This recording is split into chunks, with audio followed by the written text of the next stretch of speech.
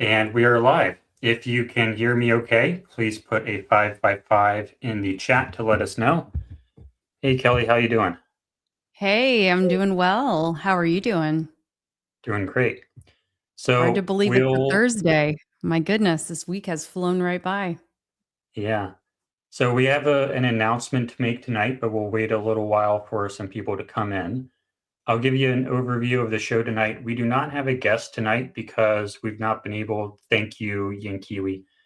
We do not have a guest tonight because we're not been able to find anybody. We might have a guest next week, but not this week.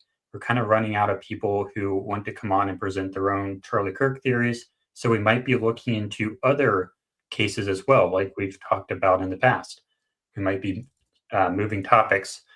But anyway, so what are some other topics that we might be looking into? Whether or not Artemis was fake, um, that was one of the top ones, probably aliens as well. We'll be talking about aliens later on tonight. Okay. And then first, what we're going to do tonight is I'm going to give some case updates for the Charlie Kirk stuff, just with my investigation with my demonstration campaign. I'm going to give some updates on that and on some other things as well within the case. And then Kelly will give some updates from her end as well. After that, we're going to talk about aliens. There's been a lot of talk about that. Disclosure might be coming soon. And there's a new Bob Lazar documentary that I want to sort of show you guys. And Trigger Smart's been talking about some of this stuff as well. So we're going to look at that pretty soon here. After that, the thumbnail of this video said we were going to do a skill share whereby I teach Kelly how to program a computer for Mikey McCoy's backpack. I realized that's dumb. It's going to be really boring, so we're not going to do that. But we are going to do the exciting part, which is Kelly's going to teach me how to do FOIA requests and other super cool investigative journalist stuff that I don't know how to do, that I want to know. Because she offered somebody on Twitter, hey, I can teach this stuff is really important for your tweet. And then she said, I can help. I can teach you how to do this. Let's team up. And then no response. But I saw that. And I'm like, hey, can I take you up on that? So that's what I wanted to do tonight. So we're going to do that then. And then after that, there's another topic that we might discuss that's pretty going around a lot today. I initially said we're not going to talk about it today, but we might if we have time at the end. So now that we have some more people in here, we will go ahead and give the announcement tonight. Kelly has been alluding to it a little bit. I've been alluding to it a little bit. We're going to Utah Valley University. Kelly and I believe. So exciting. Nothing like boots on the ground, getting to really experience a place for yourself, getting to take in the environment and really get a feel for a place, talk to people, see the sights for yourself. It's a very important part of research and reporting, and we're going to get to do that. Yeah. We don't have a specific date yet, but we're targeting middle of this month or towards the end of this month. Maybe we'll be in town for the preliminary hearing if it happens at the current schedule. Maybe, not sure yet, but don't have a specific time range yet, but sometime middle of this month, maybe towards the end of the month. We're also going to do the field tests that I've been doing alone here in Delaware. We're going to do another one out on, I think it's a ranch in Kelly's area with a real rifle. And another thing that I intend to do there is a bunch of audio tests. With the audio analysis, there's been a lot of talk about that. If you're on Twitter at all, or if you've watched any of my videos, what I talk about a lot is test cases. This person does an audio analysis and they come to this conclusion. That person does another audio analysis. They come to a completely different conclusion. How do we tell the difference between one that works and one that doesn't work? Test cases. What you have to do is you have to go out into a field, get a rifle, have someone do a blind test where they shoot an unknown rifle from an unknown location into an unknown target. You set up all your microphones and your cameras. You document the location of all the microphones. and then you have someone else shoot the rifle. You don't know where the rifle is or where the targets are, but you, as the audio analysis person, you have to go and use your software, use your method, your math, whatever, to figure out where the rifle was and where it was pointed. So I've already done that once with Unzapped TV. Great guy. Talked to him on the phone. But we're going to do it hopefully on a ranch here with multiple of those where it's truly blind, and I'll be able to prove undisputably that my software actually works, that it can actually predict, it can accurately find where the rifle actually was in a blind scenario. So that's one of the tests that I intend to do on the ground with Kelly out on a ranch, and we're also going to do some field demonstrations. We're going to see whether or not the sound of the rifle can completely make the sound of the squib disappear. That'll be a really important test. And we'll also have the test where it's going to be a mannequin, because that's the only safe way to do it. But we're going to have the squib go off on the mannequin with the shirt behavior and the blood and the disguisability all in the same time, with the rifle going off and with Mikey McCoy's laptop, all that stuff at the proper yardage. So that'll be interesting. And I'll probably do, if possible, I'll probably do one with me as the test subject, but the rifle will have to be pointed away and have a blank in it or something if we do that, but I don't know. Don't know if we'll live stream it or if we'll just film it. But anyway, that's what we hope to do. We're going to Utah Valley University, and we're also going to do the tests out on the range. It's going to be really great. And it is really important to do that, to do those things, especially going to UVU, because you have to get on the ground to see things that you're not going to see otherwise. Yeah, there's no substitute for having that in-person experience, and so really looking forward to being able to do that. And it's been really awesome, Jordan, to watch your experiments, your demos from afar, but to be able to get to see them in person is going to be pretty incredible. And I'm excited to get to have a little piece of that next step for you. You already have your CO2 thing.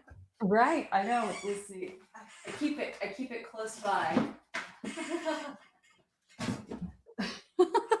I keep it close by. You already have a piece of it. Yes. Right.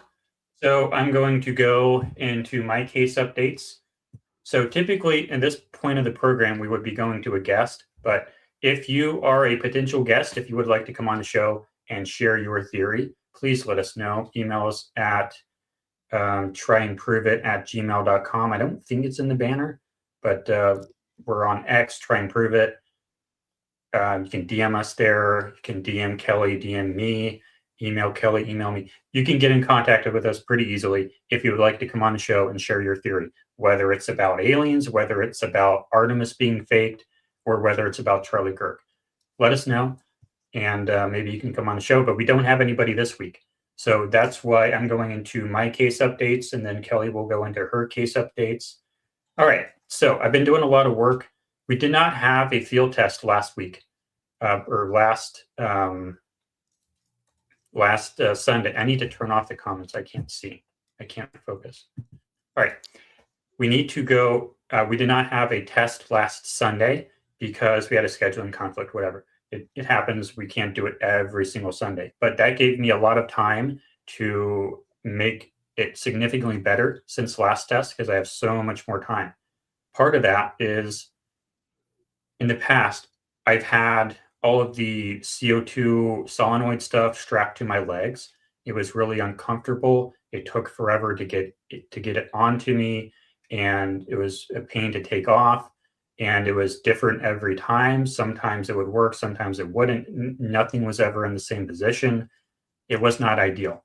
But what I have now, I've fixed. So because we have the photos of Charlie with the thing on his belly, previously I thought, okay, that's probably the blood bladder. But I've moved, what I've done now, this is the CO2 pinning gun. Now, it comes out right here. And then this is the one for the necklace. This is the CO2. This is for the pendant. This is for the necklace. This is completely consolidated into one little thing that I can strap to my stomach. And I can use this Velcro band to put it on my stomach now so that there's no tape anymore. So that makes it able to come off in like well under 10 seconds so that I can strap it to me really easily and put it in a really precise position, like right here, so that it pushes directly up and it's thin enough that it's disguisable under the shirt to create the exact same belly bulge that we see on Charlie in basically every photo. I'm going to change the orientation of this so that it's like not so wide. But anyway, once it goes off, I'm then able to take it back off me, like after the shot. I'm able to take this back off me in like 5 seconds. Because what people keep saying is, and it's kind of silly, but they say that because we have the video of Charlie being carried out 15, 20 seconds after the shot, and you can see his belly, and there's no prosthetic there, they think that means that there's no CO2 pinning gun. It's silly because, like, obviously they had 15 seconds to pull it off. Now, but the problem so far has been the way my rig was designed, but now it's designed such that I can take it off of me in like 5 seconds. So I'll be demonstrating that this week. And the other cool thing about this is because it's so consolidated, I am able to, it's so simple now. So there's like nothing that can break. Like what on this is going to break? Nothing on this is going to break except for this, but I'm going to make this better too. It doesn't leak, doesn't break. So when I press that button or when Kelly presses the button or whatever, I know it's going to work. And it's so much simpler now. And with the blood pump too, it's so much simpler now. So many parts have been deleted. The engineering has gotten so much better. When I press that button, I know it's going to work. Like last time we had the issue where the blood barely came out, and that's not going to happen again. And it's so, everything just straps to my stomach in like 2 seconds. Suit up time is basically nothing, and it all comes off really quick. So that's pretty cool. I'm going to show you a video now of a blood test that I did. I think we can do this. I don't think it'll get flagged. This is a blood test. Maybe I can, it's not going to let me. Maybe I do this. Yeah, here we go. Let's go into this view here. This is a blood test that I did with the pump in the shower with the mannequin. I wish I could move. There we go. Wow, that's a lot of fluid. Yeah. That's pretty cool, yeah? Yeah. And so And the that's the colors, same, essentially the same stuff that you'll be wearing. yep, that's the exact same thing. Only it will be a little bit more red because this ended up purple because I guess I didn't pay attention in art class in kindergarten. I added black first and then I added red and then it just made it purple. And I didn't want purple, so I guess I need to go back to art class and figure out how to make it dark red. Figure out your primary colors again. Yeah. Well, the issue was the red food coloring. It'll make it red, no problem. It's just not, it's just like clear red. It's not dark red.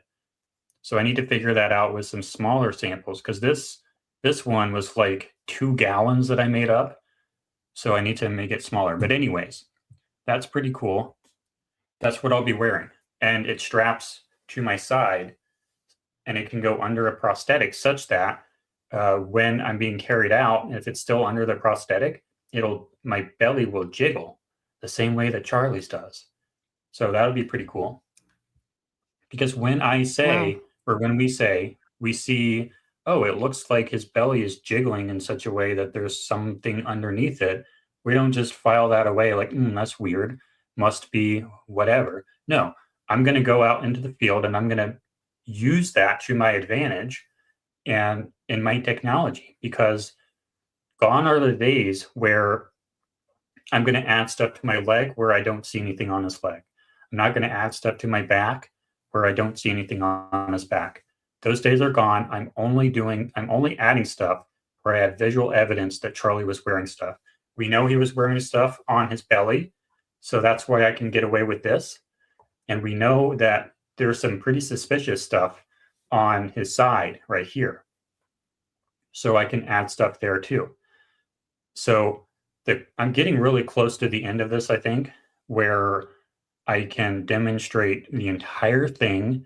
I can explain all anomalies with a cohesive narrative, and nobody will be able to say that, oh, this is to this is to that. I think I might even be able to figure out how to do it without a prosthetic. I haven't demonstrated that yet. I have with earlier tests, but it's never been quite right. But I might be able to figure that out. That'll be pretty cool if I do. That's So impressive.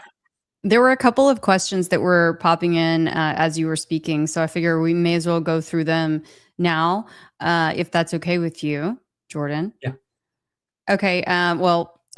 So one from Yankee We said red yogurt. Would that no, be too because thick? it would be too thick probably, and I already have the recipe for it. Maybe not a recipe, I don't have precise numbers, but I already have a recipe for the consistency because I did so many tests with the mannequin. In a previous phase, I had my timer's going off for my oven right now, but I'll finish this thought. In a previous phase, I was doing nightly live stream tests with my mannequin, and that's where I learned what the right consistency was for the blood. It's salt water, or the best way I could get it was with salt water and a little bit of Caro syrup. That was the recipe that matched the consistency the best. So that's what I'm doing now. I didn't get the recipe right this past time, but I will in the future. So that gets the way the surface tension of it and the clumpiness. So Hmm. I don't really want yogurt because I know yogurt can have little fruits inside of it that can clog things, and I don't want that. But I need to check my oven. Go Can you for it. talk, Kelly, Yep, for a I'm minute? good. Thank you. Yep. Hi guys. Okay. Well, drinkable yogurt, that's a really good idea as well. Thank you, Tammy, for suggesting that. It's been a long time since I have had any drinkable yogurt. So I don't recall if there is any of the tiny little like strawberry pieces in there or not, but Jordan seems to have this pretty dialed in. So I'm looking forward to seeing what he comes up with on that front. I will be, in terms of new case updates, I am working fast and furiously on a pretty lengthy piece that I have coming out, hopefully tomorrow, about Erica Kirk. And I hope that you guys will keep an eye out for that. I was wanting to have it out a few days ago, but I've had some computer issues. So anyway, fingers crossed that once I finish the stream tonight, we'll be able to put the final touches on editing that.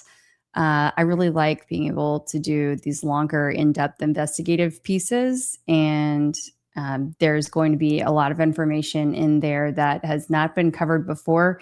And it is, if I could tease it a little bit, there is some historical information that you were not aware of, most likely, putting some pieces together in a way that I believe are predictive for the future. It's something that I haven't seen anyone else talking about. So I will leave you with that, and it's going to be good. It's going to be good. It's going to be great. Otherwise, tomorrow afternoon, I'll be doing a live stream with Trigger Smarts around 4 o'clock. We'll probably start 3:30 Central Time. There is the hearing in Utah to determine, as Judge Graff will decide are they going to proceed with the preliminary hearing the following week? So I believe it's the 18th, 19th, 20th of May. That's when it's currently set for Tyler's. Oh, I see your back, Jordan. Tyler, there we go.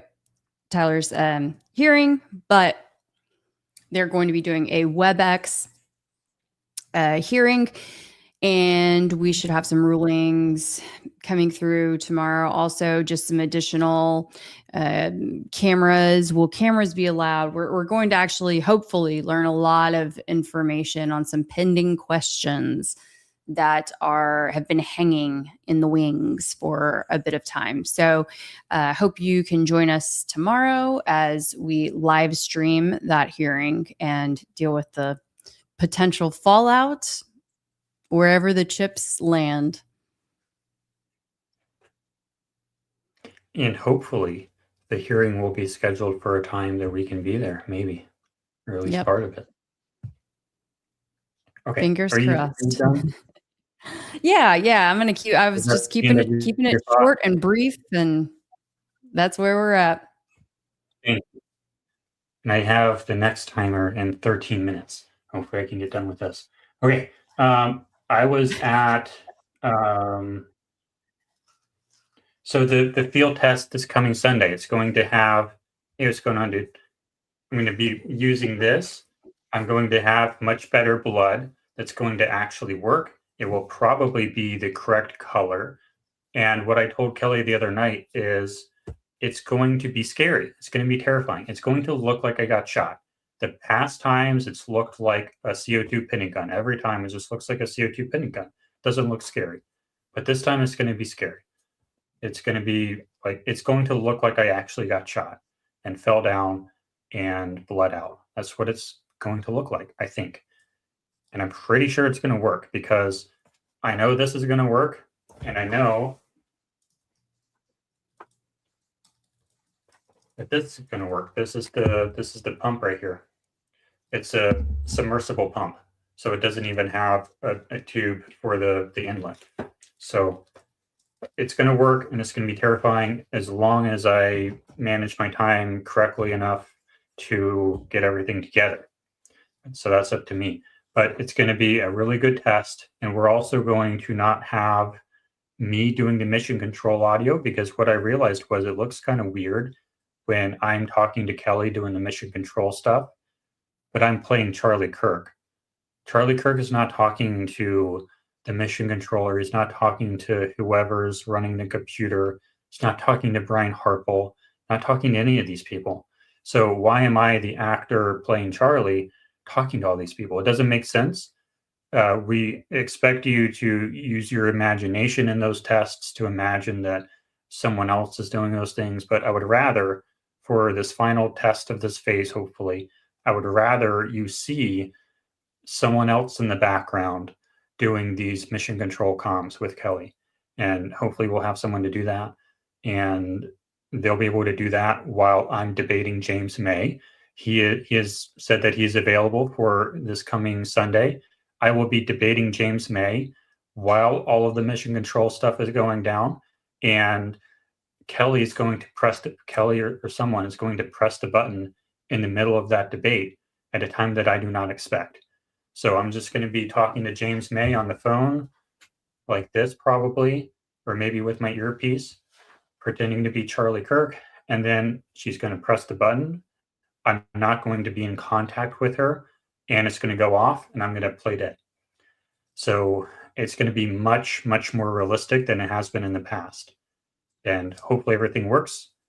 But I don't use hope around here. I use wrenches around here, and it's going to work.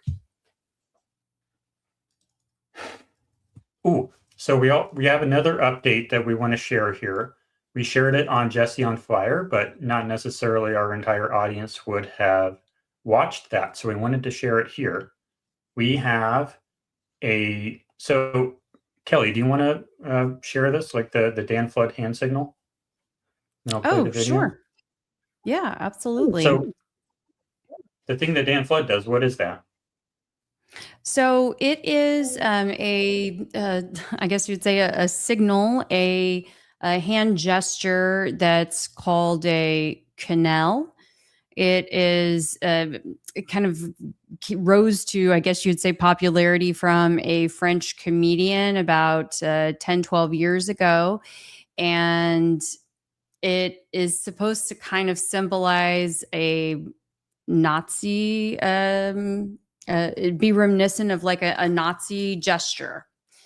And it's the kind of the inverse of a Nazi gesture. That may be the best way to describe it. Sorry, I didn't know we were going to talk about this. Otherwise, I would have formed my thoughts a little bit better. But Oh, sorry.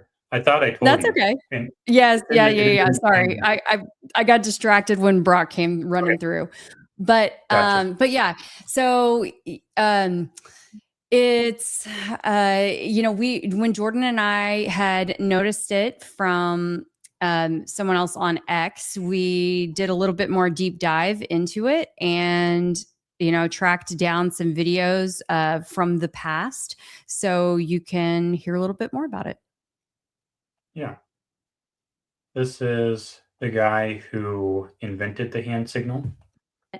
But he's kind of making he's starting the gesture there. So this is our stream from Jesse on Fire and the picture in picture here.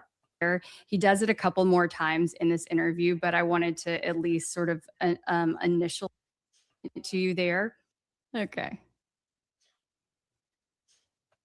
That's pretty much the exact same thing that And Dan Flood does right yes, and so this soccer player who at the time was a world-renowned soccer player, he is retired now, but I don't know that much about about soccer, so some of y'all might remember. But anyway, he got in big trouble at the time.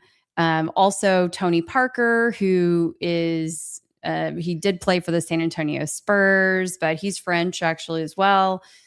He had done the signal as well. So, we wonder if by chance that's what Dan was doing. there. And the significance of that is if it is indeed what Dan Flood was doing, it is sort of an anti-Zionist hand signal. Mhm. And one of the reasons why we think Charlie might have faked his death was to get away from a real death threat from a certain country. And it turns out this ham signal might be sort of an FU to that country. So I don't know, guys. Yeah, it could be a little bit more significant than just something that looks like a third base coach, making a random hand signal. Yeah. And Rick Cutler as well is actually doing pretty much the same hand signal. Everyone was thinking it was because of a palm pistol, but it's basically the same thing Dan Flood is doing.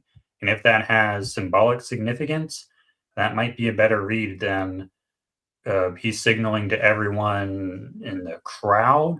No, it's a symbolic gesture, perhaps, that is sending a symbolic message that is not tactical in nature. With the That's the theory. understanding yeah, with the understanding that, they would be on camera inevitably from many different angles. And so given the fact that these gestures were in the exact moments before the incident, we wonder and hypothesize, could it have been a pretty significant FU gesture to the other country? Yeah. It is literally the exact instant before the shot. Both Rick Cutler and especially Dan Flood. I'm not going to do it anymore because what I learned through this was I shouldn't make random hand signals that I don't know the meaning of that could be super offensive. So I'm not going to do it anymore. Should probably delete those posts. But it's literally, he does it, boom. So, yeah. And it makes more sense than it being a tactical hand signal because literally everybody can see you. But if it's a symbolic gesture, it makes a lot more sense. And in my opinion, when we dropped that on Jesse on Fire, I thought, or I didn't think, but in my opinion, it should have been the news cycle for the next day. In my opinion, Mhm. I Yeah. think it's so Yeah. funny. Okay, those are Sometimes my that's the way things work, you know? Sometimes people don't know how. I mean, it's an awkward thing to talk about, right? And so sometimes it's difficult for folks to wanna approach, but hey, if and they're anyone's in already a contact, little hands off when it comes to talking about, you know, fake and staged death to begin with, so well, this isn't even well, it kind of implies fake death, but if anyone's in contact with Barron, I know he's interested in this, because I know he did a show, an entire show on that hand signal, so maybe he'd be interested in this new finding. All right. this is interesting if you wanted to read this out loud, And Dan does it often in Charlie's videos. I've only seen him do it once. So maybe he's sending that message every time, seems less tactical and more symbolic. You were going to say something? well, just that I have seen him do it, at least one other time, if not 2 other times, but, to that point, you know, it could be that it is a symbolic gesture and symbolic extra especially symbolic being that it was right before the boom. What was the second time? Because I know the one where they were talking about call, like he literally said call signs and then he did the thing. What was the second one? So there was, I mean, it was just in a different event. Do you know? Can you link it? Yeah, I can link it. I just we'll need to take a minute to find it. Yeah, I mean, I I'm have like interested. You know all, what they were yeah, talking about? at a college event. No, I don't remember exactly what they were talking about at the time. I want to see that. Let's talk about Mhm. that later. All right, that is the end of my bullet points for my case updates. Kelly, do you have stuff you would like to share? No, I was kind of hitting on that briefly while you were away. Do Just you want that, to plug your Erica video or no? yes, yeah, I plugged the Erica video and said once we wrap up the stream tonight, I'm gonna hopefully be able to finish up that video and have it ready to roll, and then um, look forward to seeing everyone in the stream tomorrow afternoon, late afternoon, as we go into that hearing. Can you give us an appetizer as to what's in the video? Yes, yeah. We talked about this a little bit while you had stepped away. We're going to be looking at some things that people probably would not have picked up on that were talked about very early on in the days after uh, the incident at UVU, and essentially why I believe that she's not really in control, that someone else is controlling her. Who's controlling And her? well, I'm not gonna. You said you wanted an appetizer, not the whole thing, not the whole entree. But you know, All right. um, yeah. So but let me say this, that her I believe that her destiny has already been predicted. Okay. Just let me get my video out before someone All else right. watches this and tries to beat me to the punch, okay? All right. I have my timer going off in 50 seconds. I'm going to pull up the tweet about aliens from Jeremy Corbell. And we're going to go into this one and hide current comment. I need to go and get my dinner out of the stove. Can you see that? I don't think you can. Now you can see it. I'll be right back. Can you read that? Let's see here. Yes. So from Jeremy Corbell, just now, sources in the White House, as well as congressional members, tell me and G. Knapp that the presidential UFO file release will begin tomorrow. We're told that it will be slow and steady at first, nothing shocking initially. Let's see where this goes. This is very encouraging that this administration is following through. More data means more leverage for those of us fighting for UAP transparency. Sleeping dog exists because our government chose silence over transparency. That might be changing. Sleeping dog movie.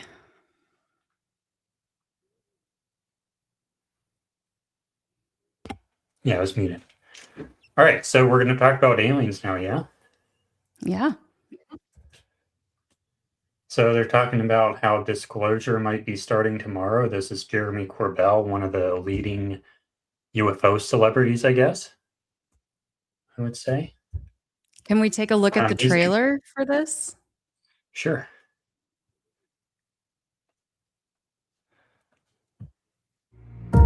I've been holding a secret for about 11 years. Did you see something? Do you have something? Right. There was a reason why I chose to believe you. The first 10 years that I was doing this, I'm going through the same stuff that you're going through now. Bouncing off the walls, up and down, peaks and valleys, scared shitless, worried about what comes next. Corbell is an investigative journalist who helped obtain and release the DoD footage of UFOs. I'm afraid he's going to die. I mean, there is a hit out on him. It's not a video of an alien. It's not a video of one craft. It's more than that. Years ago, I went searching for the truth about UFOs, and I found it. To really understand the full picture, I'm going to start where it all began. They have between 30 and 50 alien bodies. Captain Edgar Mitchell was the sixth person to ever walk on the moon. The evidence is very strong they've been here and are here. It's an Alice in Wonderland planet. Very few people will ever I don't want to play the whole thing and get a copyright strike. But, okay, what is the whole idea with UFOs here? There's been a lot of talk in the government recently about reverse engineered alien spacecraft that we've been trying to reverse engineer and figure out how it works. That's been one of the bigger ones. There's been talk about we have alien bodies and all this stuff. And is this just crazy people talking about it on the news, or is it like top government officials? It seems like it's top government officials. There are a lot of witnesses who want to come forward, who saw stuff, heard stuff, who can't come forward because they don't have security guarantees. So one of the big things that they need to figure out is getting these people security guarantees so that they can come forward and talk. That's one of the biggest things. There was a bill that was supposed to go through. It passed, I think, the House, but then it got killed in the Senate. That was supposed to give them security guarantees. That's one of the biggest things that these witnesses need to come forward and talk about the stuff that they've seen. But basically, like, why are we talking about UFOs? It's because thousands and thousands of people have seen stuff that is UFOs, primarily within the U.S. government. Stuff like the Arizona or the Phoenix Lights. There's all kinds of abduction stuff. There's all kinds of sightings in specific areas out in the desert. And there's the 5 observables of these craft, which is like the most important one is instantaneous acceleration. They show up on radar too. Some of the top sources for these things are military people who have access to military radar. So there's this, I'm not doing the best job of explaining it, but there is a mountain of evidence over decades and decades and even centuries that there's something else going on this planet that we don't understand. There's craft in our airspace that we cannot protect ourselves from, that we don't understand. There's stuff that moves in ways that we cannot explain. And we also have people who say that they've worked with the stuff, that they've worked on the stuff, that we have the stuff, and that we know all about the stuff. And they think that disclosure is coming, that there will be a day pretty soon here where the US government will say that, yes, we know about aliens. Yes, we have alien craft. People think that this stuff is coming out. And what do you think, Kelly? You think it's coming out? You know, it feels a little bit like the promise of, all of the big assassination files coming out, the JFK, RFK, MLK, and then there was Amelia Earhart. Yeah. So, I mean, we'll see. There's been so many, there's just been so many look over here, not over here in this administration that I hesitate to get too excited. Coupled with, there's been some strange activity among the, all of these folks that have gone missing, or strange deaths and strange suicides and things like that. So I don't know. I mean, I guess I could say hope. I'm optimistic, but you know, um, we'll see. We'll So see. part of this show, or really the main idea of this show, at least what I imagined the show would be, is we have guests come on who come on to present clear theories on sort of alternative reality theories, Charlie Kirk being one of them. The government says this is what happened, and this is what reality is, and then someone else says no, it's not. Let me tell you what it actually is. So with Charlie Kirk, it's government says Charlie Kirk was shot by Tyler Robinson with the 30-06. We say, no, he wasn't. Let me show you why.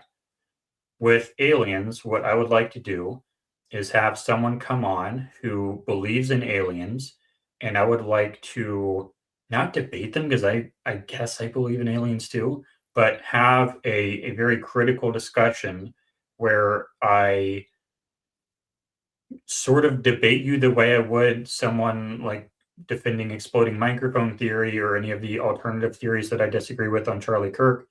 But I want to talk to people who believe in these alternative reality theories, who believe in aliens, who believe in Bob Lazar, and I want to dig into that in not a softball interview style. And because that's kind of how I assess my own beliefs too. Like if I believe in aliens, but then I get someone in front of me who believes in aliens, I can play the skeptic and ask questions that I would have a more difficult time asking of myself, and see how that plays out. So that's what I would like to do with this show, is have people on who maybe think that Artemis was fake. I don't think Artemis was fake. People who think the moon landings were fake, who believe in aliens, who believe in these different things, or just pick one, your favorite one that you're most prepared to present on.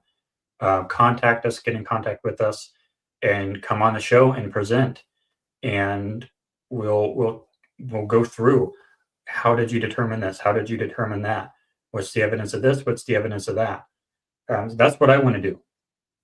So Jordan, it sounds like we need to bring in some pilots, because according to Jack P 5592, there's no question there's something out there. You can't talk to a pilot without them saying that they've seen them. yeah, because they spend the most time looking at the sky. Mm-hmm. I mean, I Be don't. interesting. Yeah. So now there are stories where a pilot will allegedly mistake a Starlink satellite for a UFO, but I don't really believe that. I think that's kind of crazy. I mean, maybe that's happened a couple times, but it's certainly not all of them. But yeah, pilots are one of the top reporters. But the issue with that is they don't report them because they'll get fired or they'll get looked down upon by their employer if they report this stuff. So that's another issue with it, is it's become so taboo, or it's always been so taboo, that no one reports it. So you have a false sense of, if we saw them, people would report them. But no, people are seeing them, but they're not reporting them. I wanted to show, so on the topic of reverse engineering, I wanted to show a new documentary from Bob Lazar. Bob Lazar is a guy who, I think in the 80s, he said that he was brought to Area 51 S4, and he worked in a reverse engineering program of UFOs. They had him go into a room with a UFO in it, and they told him to try to figure out how it worked. And he did that for about 6 months, and then he got kicked out. And then he came back to the real world and told a story. that's Bob Lazar. He's been telling the exact same story ever since then. And some people try to debunk him, but it doesn't really work in my opinion. But what someone just did is, those sketches people do when someone attacks you, someone murders someone next to you, and you go to the police station and they tell you, they have like a portrait guy who is supposed to draw the exact portrait of the person you saw. That's basically what this documentary filmmaker did for Bob Lazar, but instead of just a specific person's face, it was the S4 facility where the UFO was kept. So I'm going to share my screen now. This guy, he did a documentary, like not a fiction documentary, but basically like a fiction documentary, but real life. And he has like a police sketch. Yeah.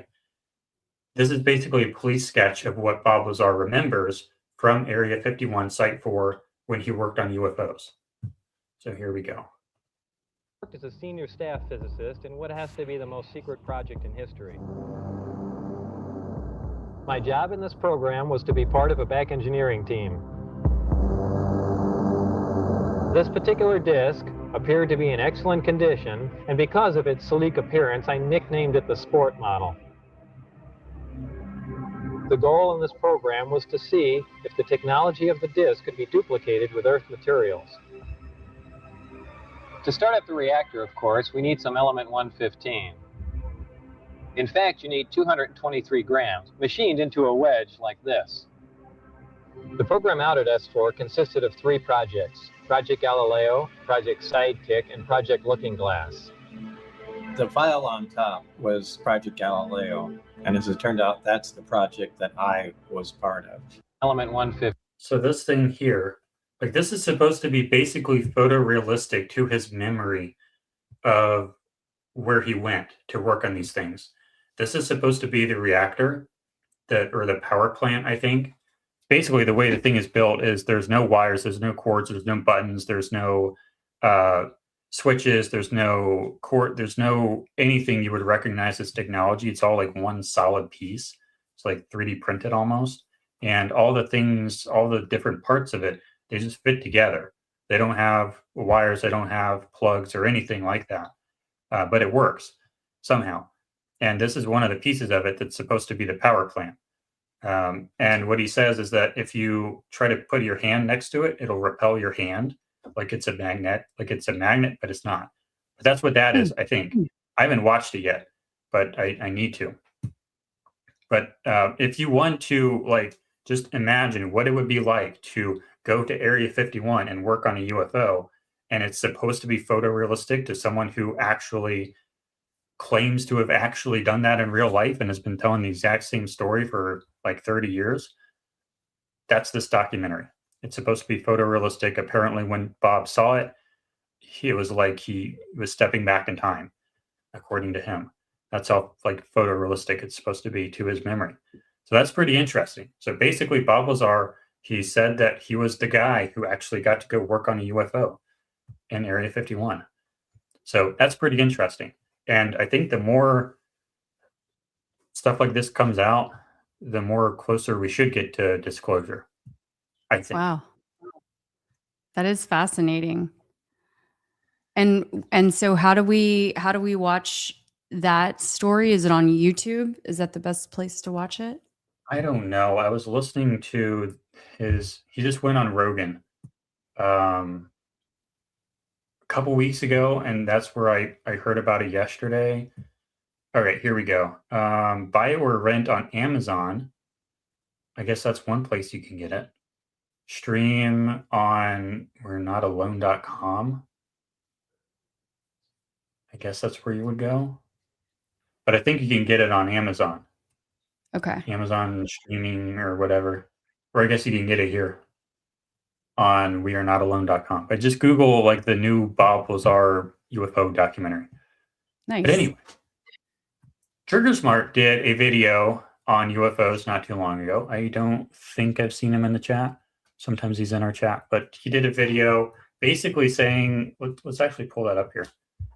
He did a video with his wife, actually. He had his wife on, and they were talking about, my interpretation of it was that they were saying that the UFO thing is part of the rapture from the Bible and the book of Revelation.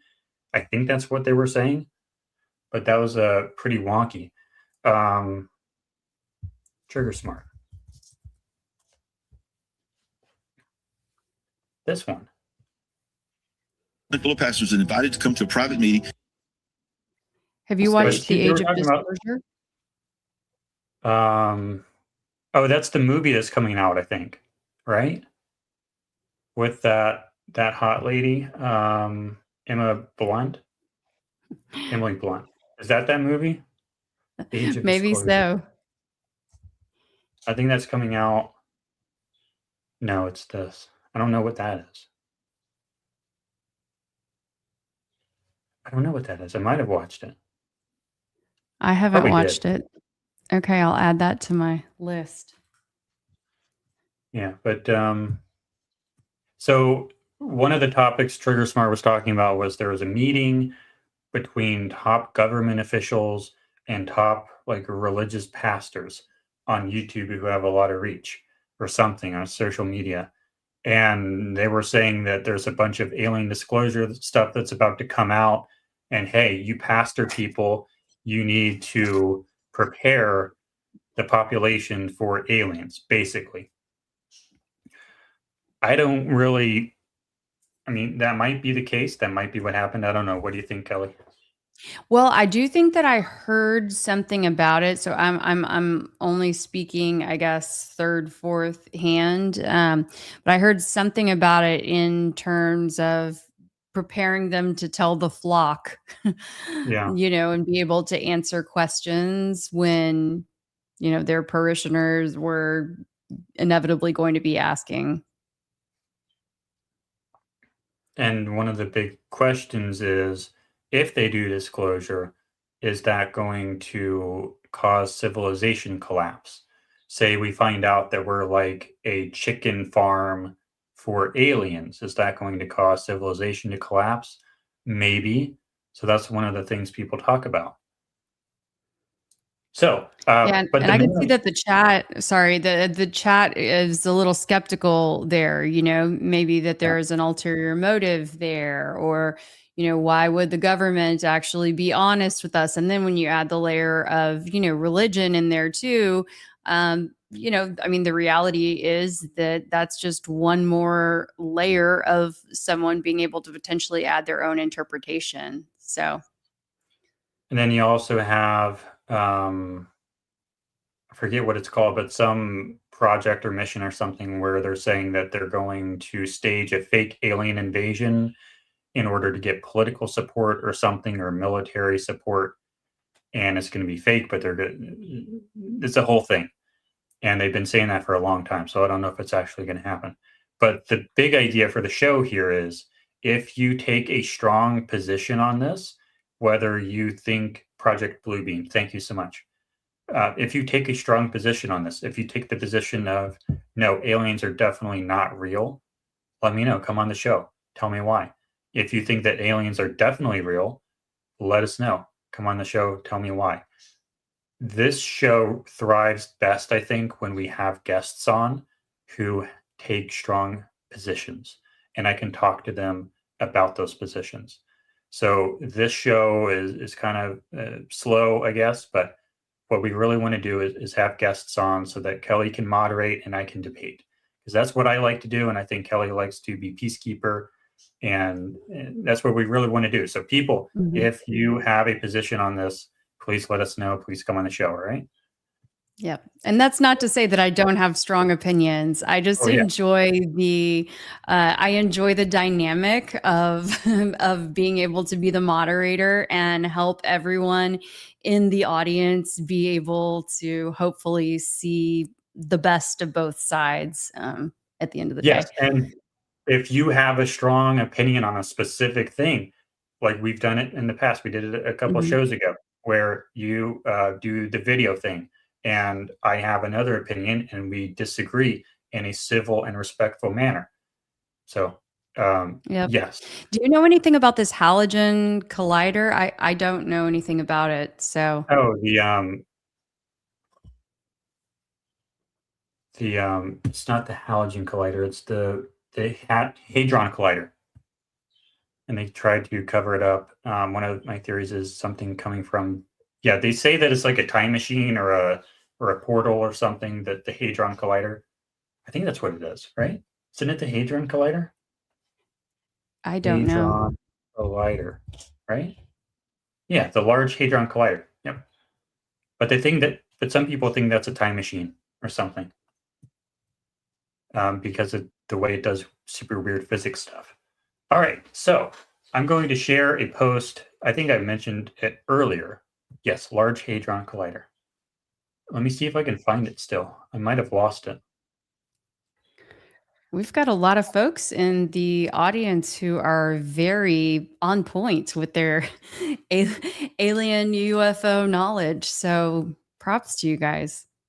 Yeah, if any of you guys want to come on, and like, I love nothing.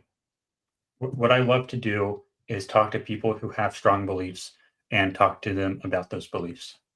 Hey there, American Discourse. Thank you so much for stopping in. American Discourse is super knowledgeable about many, many topics. So I think this may be a topic that she's spot on about. Underground and interdimensional. So people say that, what if they're in a different dimension? Doesn't really make sense to me, because like, I don't understand multiple dimensions. I don't think anybody does. It seems like they would still be here, just in a way that we can't understand. But anyway, so this is a tweet that Kelly sent that I think I mentioned earlier, but we might have some new viewers now who didn't see that. Kelly was talking about, God damn it, it doesn't. Oh, she retweeted this post. So we had, the White House Correspondents' Dinner shooting. We had some people who, we need to not show their rifles. I need to be careful not to do that, or the stream will get pulled. But anyway, when you look at the video they released of the White House, we're switching topics now. We're switching topics to how to be an investigative journalist, basically. This is a tweet that Kelly reposted. When you look at the video they posted of the White House Correspondents' Dinner shooting, there's there are 3 security guards in the background who all look to be female, maybe. The middle one, maybe not, I don't know. But they look scared. They run away like children, and people were just not impressed by their performance as members of the security community. These are those 3 people, and then someone was saying, this is exactly what DEI looks like. DEI gets people killed. And then Kelly reposted or quoted it or whatever, had some comments on that. But the important part was, she asked, why don't you do something useful like filing a FOIA? I'm not going to read your own words. Why don't you take it from there?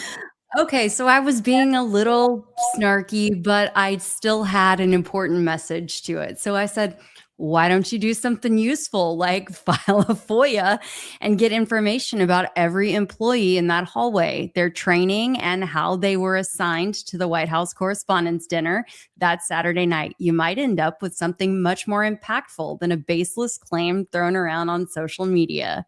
I'll teach you how if you want to work together on it. And this is coming from a very experienced investigative reporter. And did he DM you about that? Did he take you up on that? No, unfortunately not. His loss, but all of our gain tonight. Yeah.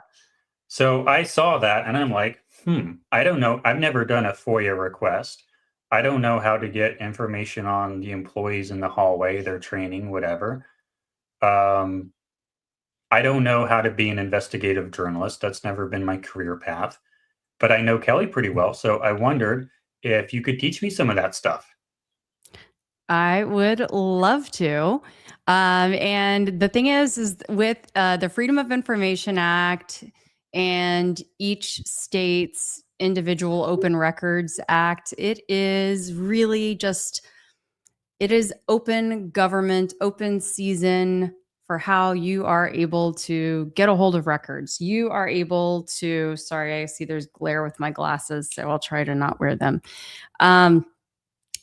So this is how you get to have the checks and balances for your government at a variety of levels. And it's actually pretty fun. It's a little nerdy, but it's pretty fun. And you get to see how your money is spent. You can hold your government accountable, and you can do it from the comfort of your own home. And so we decided, let's empower. You know, we are all about, actually, one of the things that Jordan and I has been kind of an ongoing theme over the last, how long have we been doing this now? 6-7 weeks or so? December, or this show? Yeah, This the is show. number, so like 2 months now. Yeah. So we encourage people to not just have an excuse as to why they haven't done something, but to feel empowered, ask the questions. And so that's what we're going to do with this little exercise. Is I'm going to show you guys how you can file your own FOIA, or we can also do a grandma request if you think that would be helpful. So it's the Which is Freedom of the Information Act. Utah Public Records Act. Go ahead. So it's the Freedom of Information Act. Is that a federal law? Yes. And so the term is kind of used a lot of times interchangeably. People will just say like a FOIA when they're talking about something within a state, but it applies to all of the federal agencies. One of my favorite things to FOIA is actually the FBI. And you can actually request your own FBI file. Did you know that, Jordan? No, I know I have one, but I didn't know I could do that. Yeah. And so, like, I can't request your file and you can't request my file because we are both living individuals. But if you are deceased, you can request a deceased individual's file. That's a fun fact of the day. So And the reason I say that is because when I went into the military, they took like a huge like palm print of my hand. They told me they were giving it to the FBI, so that's why I say that. But anyway, go ahead. Yeah. I mean, so like I know I've requested mine in the past. It's been several years, so I know that I have one. But yeah, it would be. I say that it's fun for people to ask for their own file because you just never know what it's going to turn up. And in this day of surveillance, then, you know. What For me, prompted? for me at that time, I wanted to know if they were surveilling me as a journalist. What prompted the Freedom of Information Act? Oh gosh. I should know If you don't that know, that's fine. story. I should know that story considering the fact that I've won a bunch of Freedom of Information Act awards over the years. So that's terrible that I don't. What president was it signed under? I don't know. Oh my Okay, that's gosh. fine. We'll switch topics. I won't. Okay. Oh All my right. What's the gosh. difference between FOIA and GRAMA? Okay, so FOIA is the federal statute, and GRAMA is what applies in Utah. So, for instance, so GRAMA That is only state Utah? specific. Yes. So could there be a And so GRAMA for Delaware? there would be something different, but it's not going to be called a GRAMA. So, like when I lived in Colorado, it was called a CORA, Colorado Open Records Act. And does In each state have one of Texas, those? Sorry, was that? it's so terrible to interrupt. Like you can't have a natural conversation where the delay. Sorry. Go ahead. It's okay. In Texas, it's TPIA, Texas Public Information Act. So every state has a different acronym, but regardless, every state has its own individual laws. Florida is known for being the Sunshine State and known for having, generally really good laws. But there is an organization that every year like evaluates the 50 states and ranks them, 1 through 50 based on like how well they respond to open records information, things like that. We can get real dorky, but Does FOIA govern grandmas? Like, is no. every state required to have its own version of grandma, or are there states without any version of grandma? No, every state has its own. Now, I don't know if there's a piece of FOIA that requires every state. Probably so, but regardless, every state sets its own rules, individual rules, laws for its open records, and has their own appeals process, own fee structure, own exemptions, things like that. If I want to know, I'm kind of jumping topics now.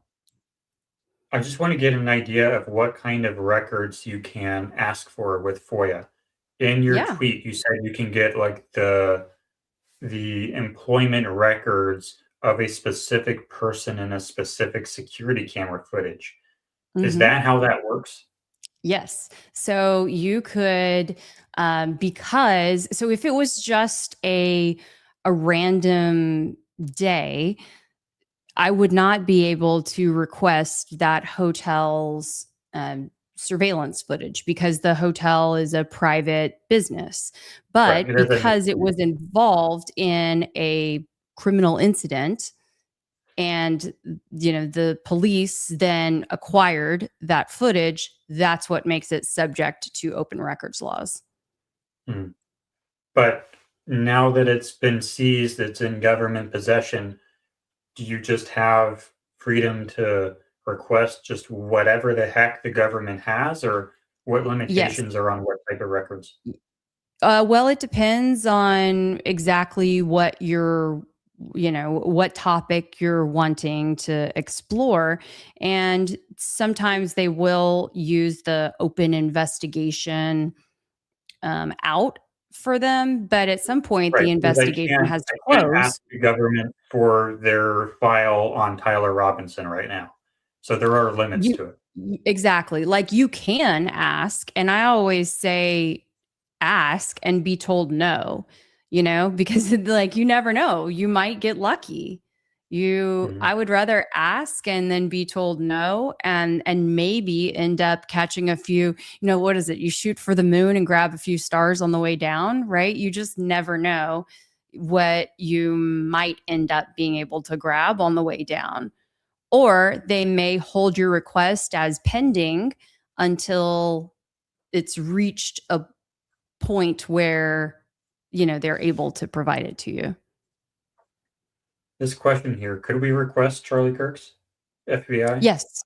Yep. Has anyone done that? And that's been on my list of things to do. I had seen, this was a few months ago. I want to say one of the national newspapers had requested it, and they had were, I guess not denied, but essentially denied. In the meantime, pending the open investigation. What laws govern them? Like what policies, procedures govern? Is that in FOIA? So let me pull up. Yes.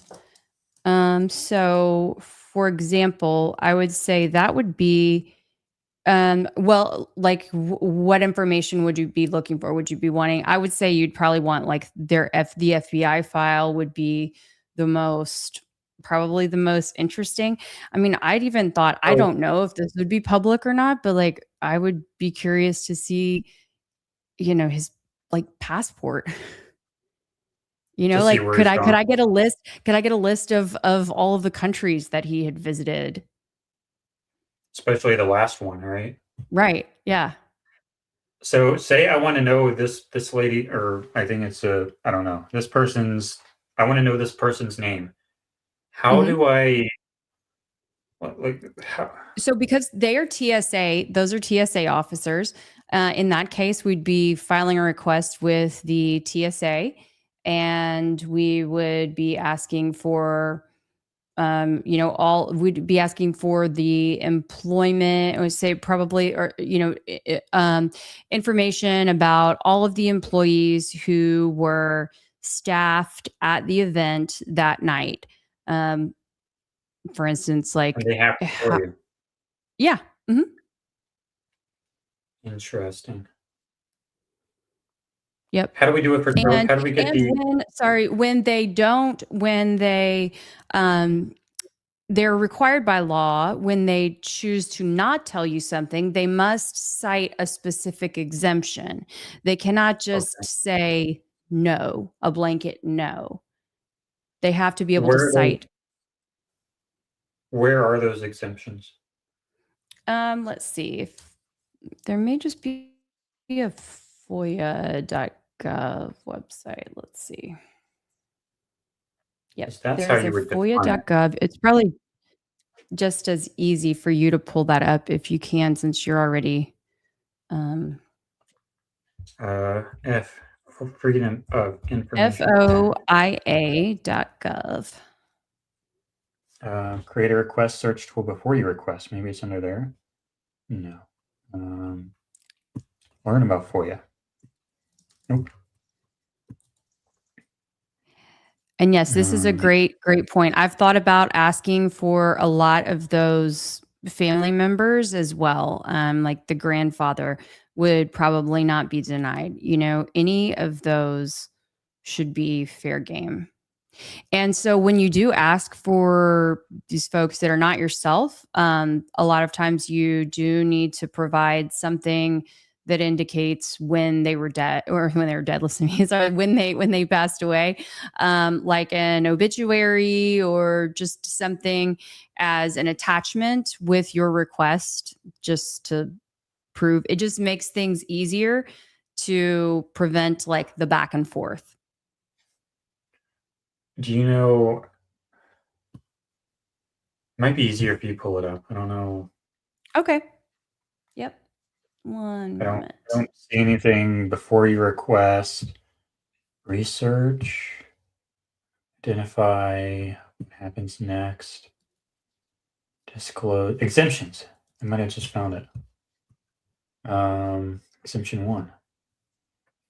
This might be it. Exemption 1 protects information that's properly classified under criteria established by an executive order to be kept secret in the interest of national defense or foreign policy, as of course defined by somebody. I just lost it. Where did we go? Exemptions. Exemption 2 protects information related solely to the internal personnel rules and practices of an agency. What? Protects information related solely to the internal personnel rules and practices of an agency. Don't know what exactly that means. Exemption 3. So if you wanted to type in, this was a great suggestion, Jordan, from Illuminomaly, FOIA.wiki or muckrock.com. FOIA.wiki is great. I have that pulled up right now. So I know it looks a little overwhelming when you first look at it. The other thing that you can do also is to use, your favorite AI as a guide. If As the legal assistant? I don't know. Well, I mean, it's not that serious. Like, it's. If I always it say. gets it wrong, it's all right.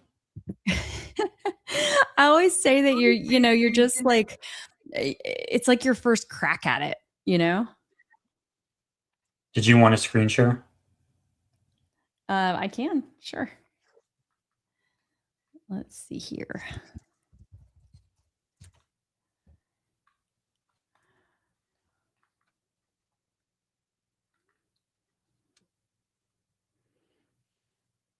Okay.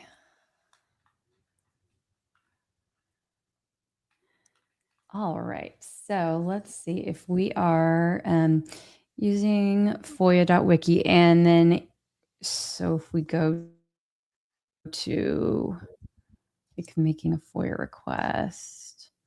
So this is very much like Wikipedia style. There's a site that I was telling Jordan about before we started that I hope to do a stream with soon, and it's pretty cool. It looks very user friendly, and she had approached me. One of the founders of the site had approached me on LinkedIn a few weeks ago, just because of my investigative reporting background, and was wanting me to beta test it for her. So I'd like to do a stream with her. I think it would be really fun. But here's just like a sample request template right here. Usually you want to, and I have other templates that, would be cool for me to maybe share with you guys if you're interested in really submitting your first FOIA. But you do want to say what you're willing to pay. What you're willing to pay up to.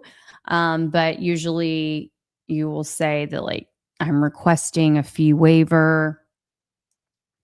What's a common amount?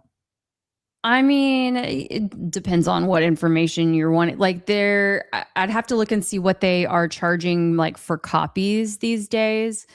Like $10, $50, $500. Well, a lot of times they will do a CD that they could send you. I don't know if now they've updated it, but for instance, like when I got my FBI file, they sent it to me on a CD versus sending it to me, in paper. But I think I had to pay like $10 or something for the CD. So it's not like $500. Yeah, no, it was a nominal fee. It was just, it was annoying, but not that much. It's not. I've had when back in the day, when I was working on rape kit testing stories in Colorado, I think the largest estimate that I got was, over $100,000 or something like that for records. We obviously didn't pay that as a station for wanting to know how many sex assault kits that the police had received and how many they had tested. And they said, oh, well, that's not a number that we keep track of. And I was like, okay, well, you know what? We're going to do a story about that part because, do you keep track of, the bags of dope that you have in your evidence room? Yeah. Do you keep? Yeah. Got it. So like, do you keep track of the, amount of pew-pews, that you have in there? And so they're like, yeah, we do. Okay, the amount that you've sent off for testing, yeah, we do. All right. So they're not prioritized. No, not prioritized at all. And so it was really just a lot of times like agencies will throw out a number because they don't want to deal with it. Yeah. Okay. So you have to call them on their bluff. Yeah.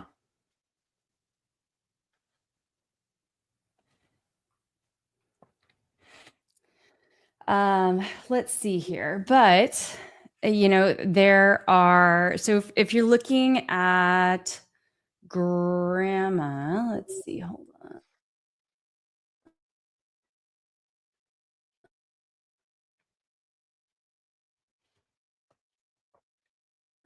How do I? So, oh, sorry, it flipped to the different screen. Hold on one second. Mm-hmm. Go ahead, Jordan. I want to do one of these for Charlie before we're done. Okay. Yeah. So in case anyone is interested in filing a grandma request in Utah, so you can just basically just type in Utah open records or Utah grandma request. And you just make I think I've already signed in, but you just make an account right quick. And then they have this portal where then you will pick whatever agency that it is that you wish to inquire with. Let's see. If you got fragments of a larger request, but they denied the rest, do you sit on it until you get what you want or put it out there? I don't know. I'm worried they will retaliate and give me nothing more because I do feel like they don't want to give the stuff in the first place. We want to feel empowered. Yeah.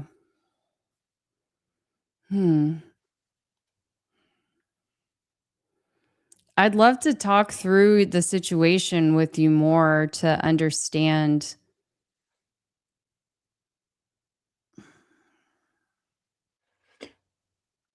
Okay, but anyway, back to Yeah, I don't know. It's tough. It is tough because here's the thing is that maybe there's someone else who can work in tandem with you. Sometimes we have to do the little good cop, bad cop.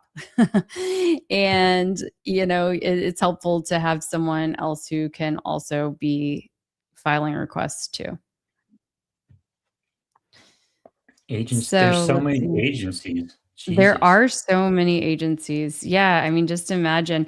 Okay. Here's another fun thing. I'm just picking this, for example, is like looking at audits. That's really fun to look at look at audits because in that case, a lot of times they have done so much of the legwork for you, or it gives you a great idea of a topic that you can dive into and then dig into further. That's just one example. Or you can look at an old audit and think like, oh, I wonder if they have cleaned up their act since then, because a lot of times with government agencies, they get outed once and then they don't clean up their act in the future. They just keep on doing things as they always have. Mm-hmm. So there's a lot of agencies. A ton of agencies.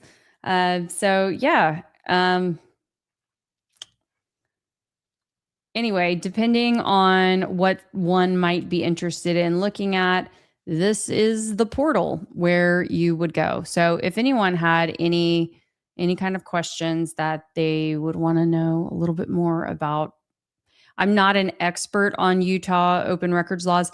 There are agencies, nonprofits though, like the Society of Professional Journalists and things like that. I mean, I'm sure they would be tickled pink to help someone who is a citizen journalist wanting to learn more about, filing a records request in Utah, for example. And so by all means, like, don't feel intimidated. What was the If you're name of that? curious, like you just go for it. What was that? What was the name of that you said? The Society of Professional Journalists. And that is not only a national organization, but also has chapters in every single state, and then also regional chapters within. But not like TPUSA chapters. No. And trust me, Society of Professional Journalists, they're going to run a tight ship. They are not flying around on private jets. Okay. We definitely look down upon things like that. So let's say, are you done with yours? Yes. Do you have more stuff to get through with your screen share? No, I'm good. Okay, I'm going to put mine back on because I want to do this. I want to do an FBI request for Charlie. So I'm going to guess what I should do. FOIA.gov. Okay. Learn about the FOIA process. Start a request with a specific agency. And it's loading. Search an agency, the FBI, Mm-hmm. I guess.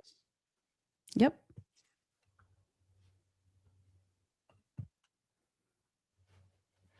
Federal Bureau.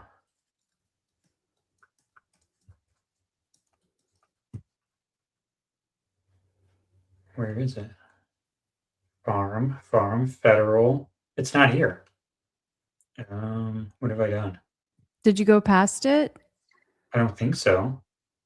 Farm, I was looking down federal for a second. communications. It should be between farm and federal communications. Okay, well, if it's not there, then I would just you can type in it's probably through the Department of Justice.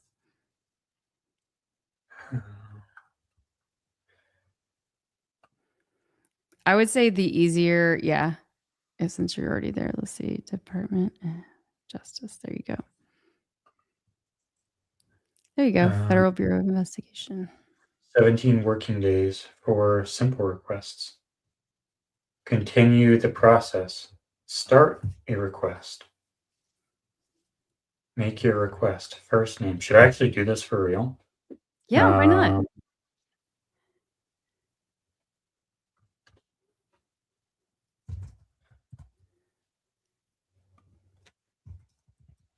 And then I'm going to take this off. Okay, now it says I am clear. All right. I don't need to do that one, don't need to do that one, but it does need my address. And I am definitely clear. Rosie Suspicions really liked the thumbnail photo today. Went full on Marsha Clark. You know what? I mean, it's kind of what I used to look like. Believe it or not, if you look up, I think that was Kelly Raybon Denver days. So yeah, that was a throwback Thursday, literally. Now, domestic means like within the country. So it would be Yes. domestic. Foreign and domestic, I knew that one. Is the subject of your request a deceased individual? I'm making this request on behalf of myself, or technically an organization, try and prove it, but it's not a legal entity yet.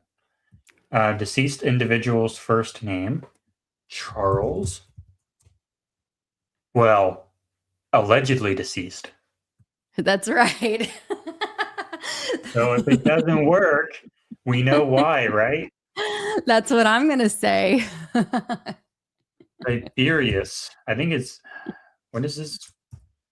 I don't know. I'm not gonna share my screen anymore because I don't know if it's gonna flash my address. But his middle name, I think it's Tiberius, right?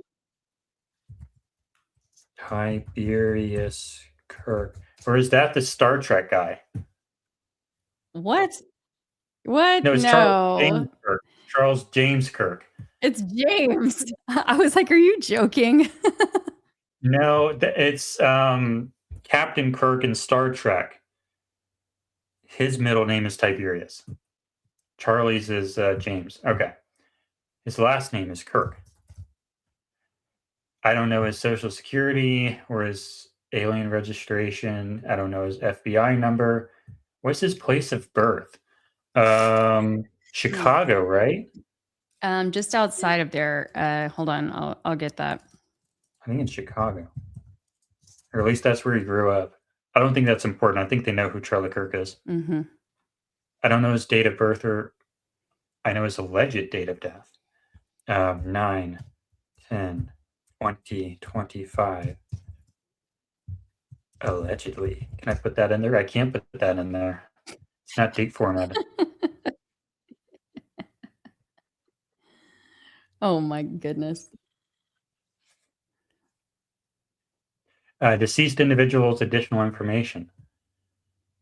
What do I put there? Oh, he would. For the record, he was born allegedly in Arlington Heights, Illinois. Arlington Heights. Illinois. Okay. Deceased individuals, additional information. What am I supposed to put there? Say that again. The field, I guess I can show it again. Deceased individuals, additional information. Oh, so basically that would be just like any details about him. Like I know that he was a political commentator. He lived in Illinois. He lived in Arizona. He was a Republican. He Okay, I'll just put that. I think they know who he is. Yeah, but I would still put that in there just because here's the thing is that you want them to search in the different states that you know that he's lived. Okay, so I'll put Illinois, Arizona, and yeah, Illinois and Arizona, I think. All right. And then date of birth, I don't know. Place of birth. Didn't we just say that? Date of birth is October 14th, 1993. Okay. Then place of birth was Arlington Heights. Arlington Heights, Illinois. It just made me fill that out. Paste. All right. All right. By providing electronic signature, I declare under penalty of perjury under the laws of the U.S. that the foregoing is true and correct. I am the person named above. I'm not Charlie Kirk. Hold on. Named above at the top. Okay. I understand that any falsification is punishable by a lot, and that by requesting or obtaining any record under false pretenses is also punishable. Yes. Signature typed. Yeah.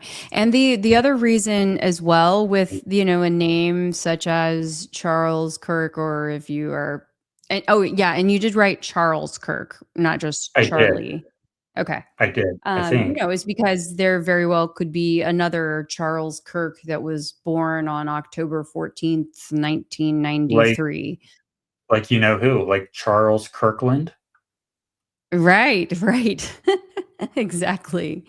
And so, we want to provide specific information so that way they don't come back and say, oh, well, there are 50 other people who match this description. Your request is too vague.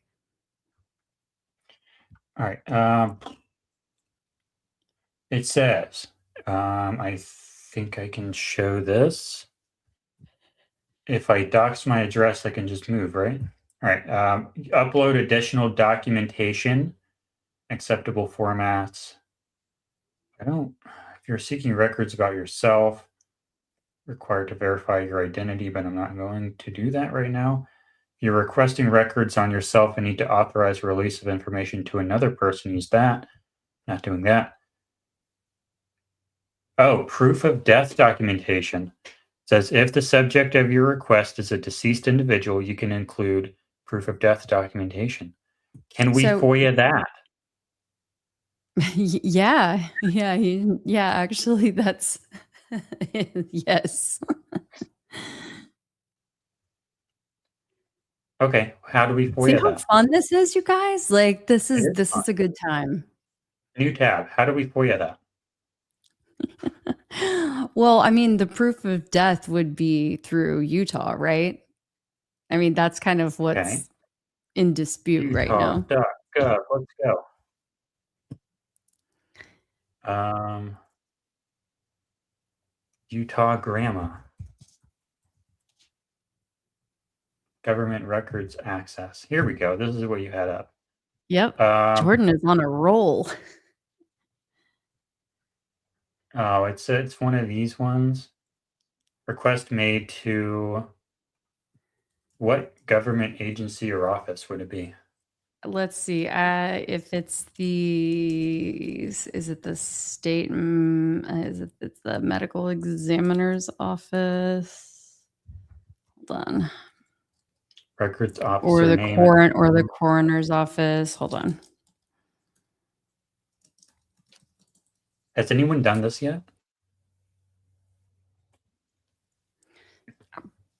I mean, I haven't.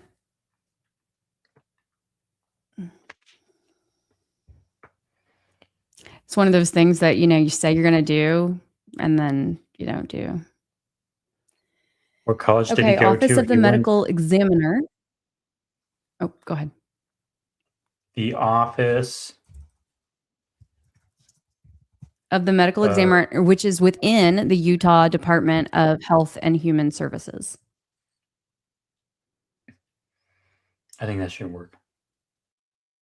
So that's literally all you have to do right here. All right, here's some questions it has.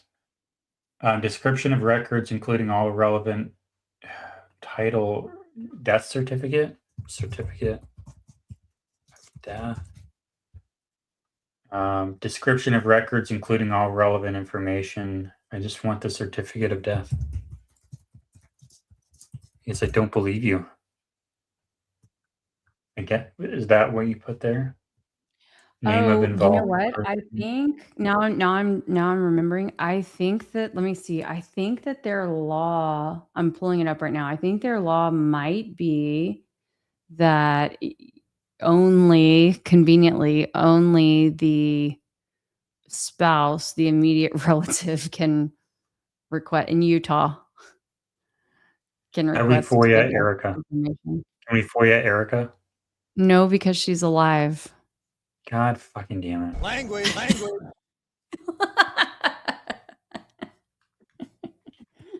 But that's confirmed. We can't. I mean, I don't know. I guess you actually, you know what? You could try. I don't know. Some people say there's like 4 versions of her. So Depends on who you ask. yeah, it's debatable. Details for records that may have restricted access. Some records may be classified as private, control protected. Okay. Well, how do I know if it has where did you see that a certificate of death is exempt? Was that AI or? No. I am in the Office of the Medical Examiner. I'm just reading it right now as we're You we're want a talking. screen share? Sure. Adding you now. Okay. Let's see. Oh, I think you have a different window open. I still have the, yeah. Let me figure out which one I'm in. There we go.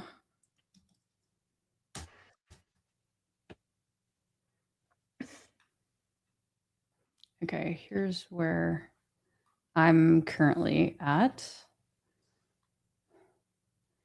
Like, can I get more information about your investigation?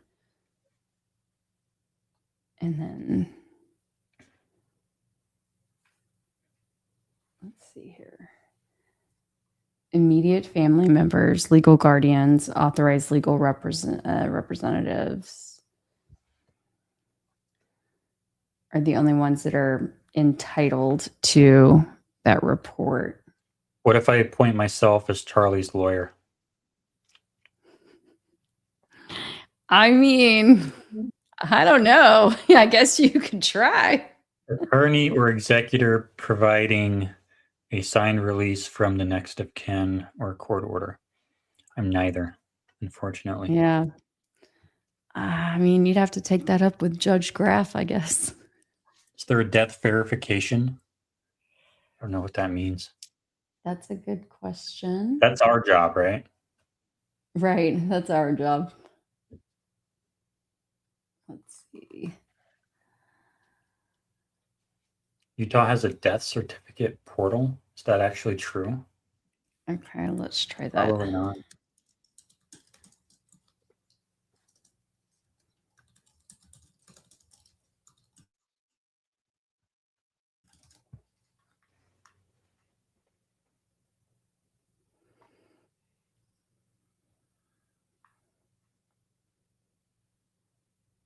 Dead air. Can't it be through Arizona State? Why the state of death? Oh, are we looking at it for Utah?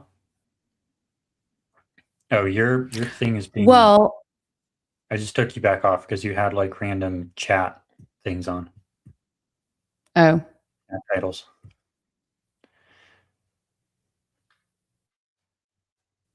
Go ahead. Why are we not looking in Arizona? Well, because I believe that because he was, the incident happened in Utah. He was examined in Utah. Yeah. But the funeral and all that was in Arizona, allegedly. So wouldn't that? Yes, I guess they would get the certificate of death from Utah, but the funeral home because in Arizona. All right. All right. Can you collapse the side panel there so I'm not like doxing your AI conversations? Because I always hide the side panel when I pull up ChatGPT. You know what I'm talking about? Yeah.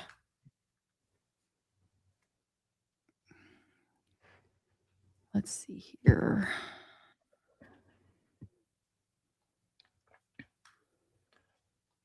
Apparently Sam Parker tried some of these. I don't remember seeing what all he tried. I know that he was trying a few because I was helping him kind of think through some of them or talk through some of them, and I'd made the suggestion about the SPJ there also. But What and is he the had best a one that we great. should try? Go ahead. Oh, I was just gonna say he had a did a great- great job with the 911 calls from what I recall early on. That was one of the big things that he broke was actually getting those calls. Was compelling, very compelling. Okay, What so is I the- have this mortality application portal open, but I think that that's more from what I can tell. It's like specifically for funeral home, health department, medical facility, medical examiner folks. So I don't think that we're going to qualify for that one. That sucks. Okay. Do we feel like we did that topic justice now? I think so. I mean, look, we can always revisit it. This is something that there's plenty of there's always, I don't know, fruit to be picked, off of this tree. So What I'm is glad the that people most were important interested. thing? Yeah, for the people in the audience, because I have ADHD, I'm not going to actually do it. But for the people in the audience who might actually do it, what is the most important thing that they can FOIA for the Charlie Kirk case right now?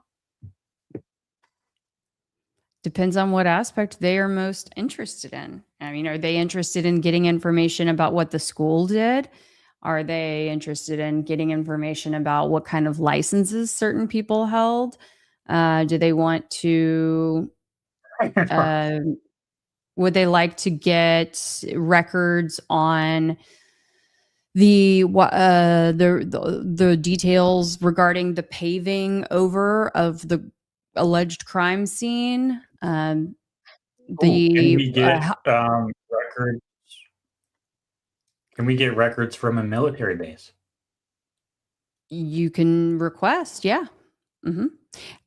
Slick Dog on X, I know I'm not sure if he ever got anything back from his request, but he had requested several things from the fort. Yeah, so those are some ideas for you guys. And another thing would be interesting too for folks in whatever state that you're in. This would be super helpful, I think, and could be sort of a crowdsourced way of helping. Is if you wanted to put in a request and we could coordinate. You're welcome to email me, but for like your local university, if there's a university in your state that you know that TPUSA has had one of these tour stops at before, I'd be curious to know what the security plan looked like there and how long it was filed ahead of time. And, when did they get their permits and, all of those types of things. It would be very interesting to look back in time and see how they handled that in different states compared to September 10th.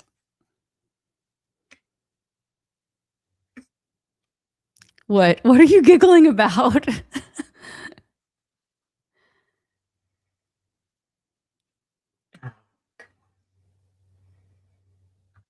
Can do it again. He did it again.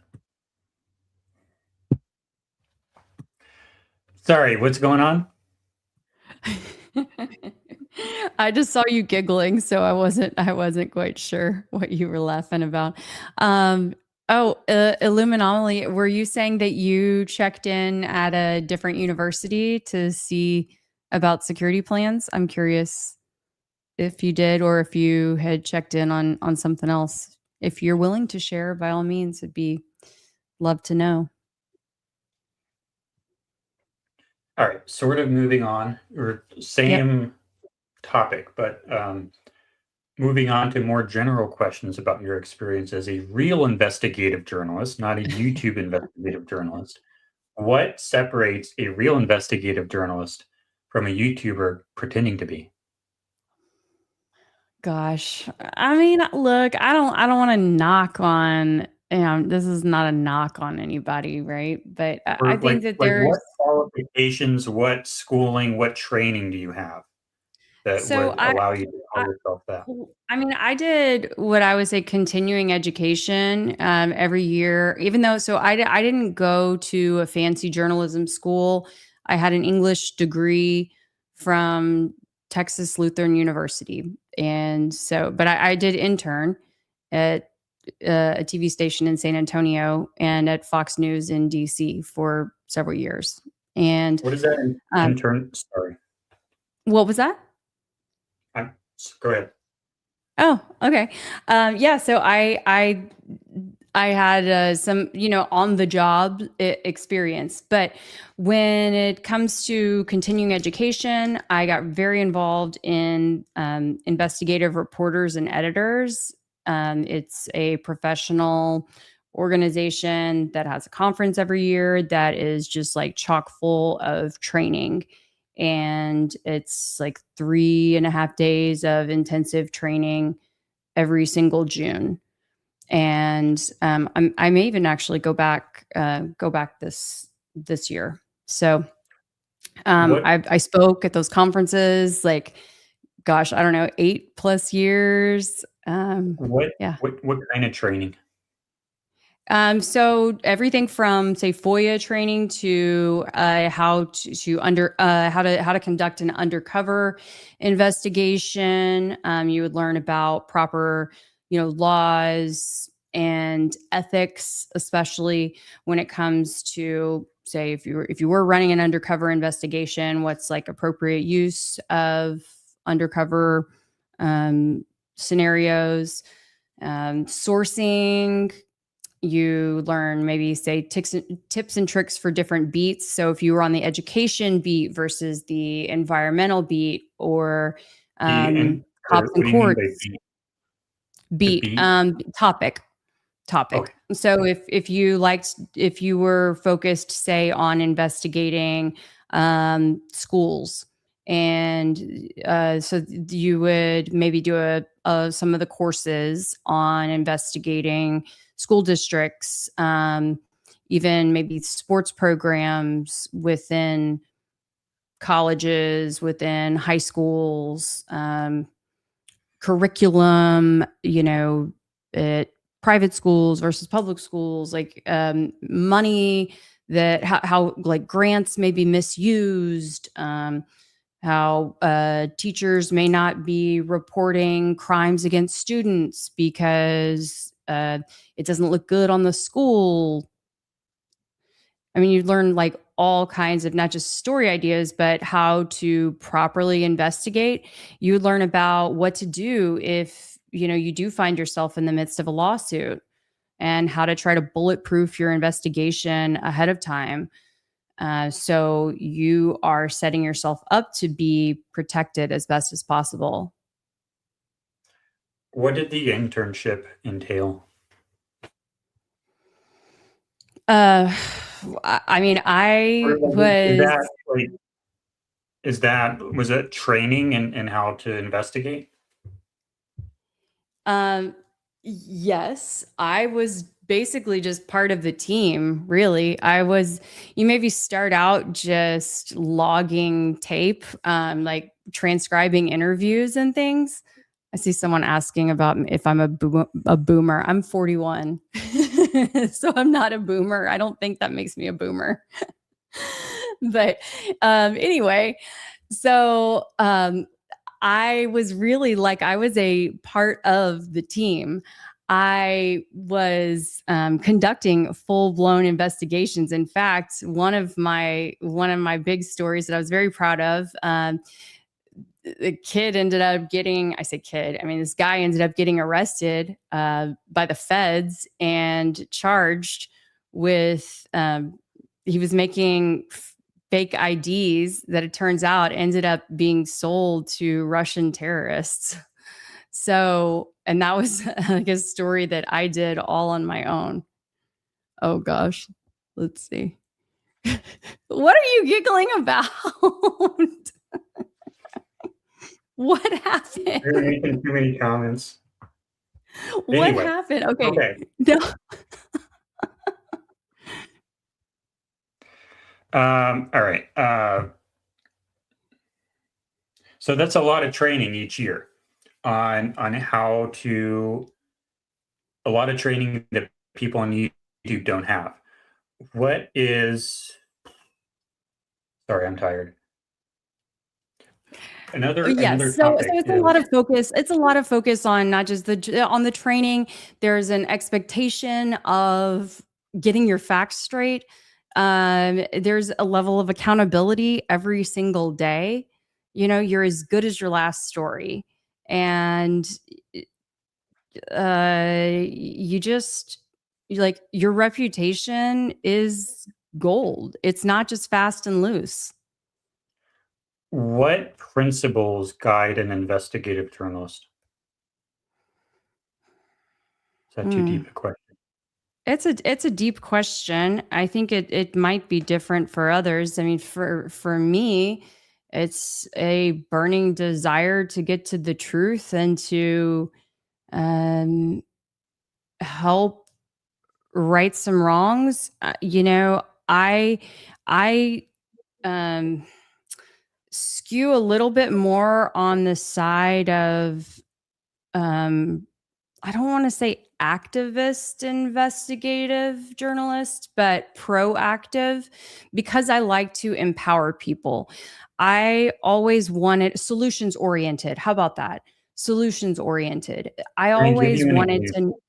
to not just expose a problem, but to also show what the alternative, what the solution would be. So for instance, like the very first big investigation I did, I was 21 years old, just out of college, and I won a bunch of national awards and changed the laws in Mississippi. It was about former meth homes. And so basically there was, meth busts. It was like the beginning of the boom of the meth epidemic.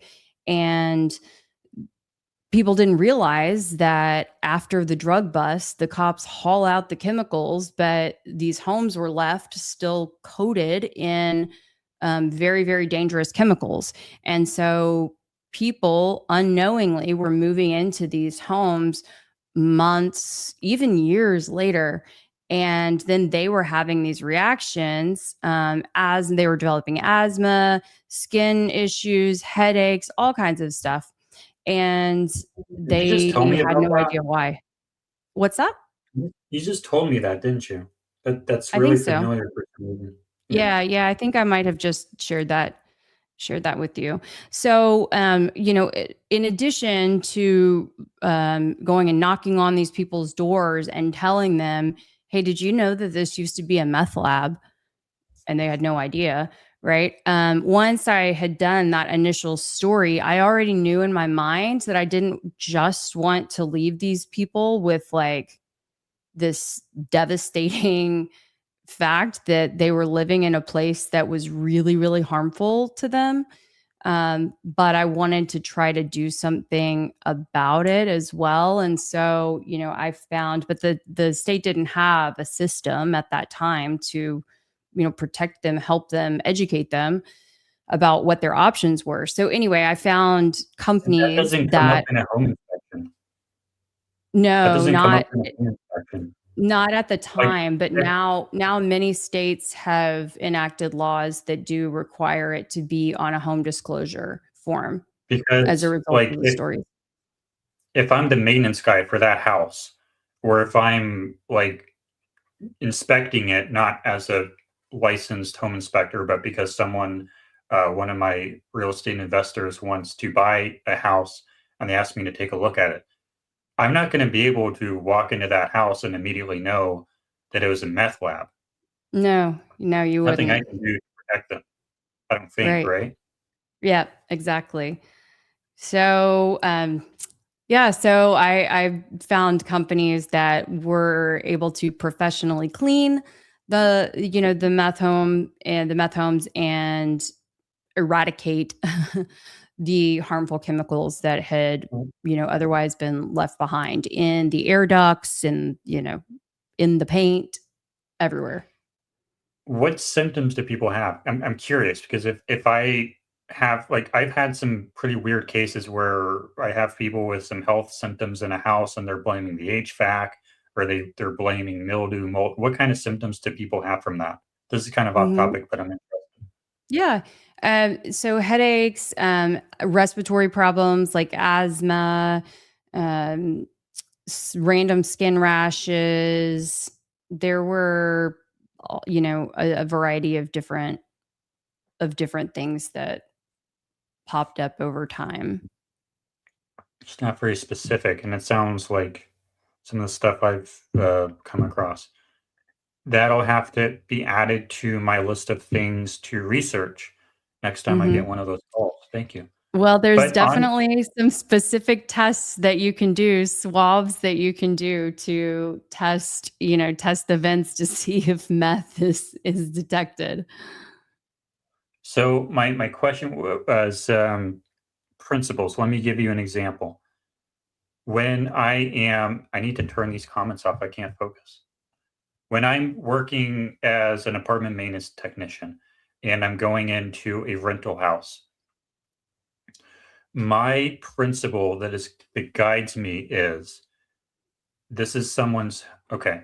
Some apartment maintenance guys will knock on the door when they need to go in to fix something. They'll knock on the door once, they'll wait 10 seconds, then they'll knock again, and then they're going in using their key. And they have this feeling about it that it's not the tenant's home, that it's not the resident's home, that it is the property manager's home, and they can go in and fix whatever they want, and the tenant is just a pest.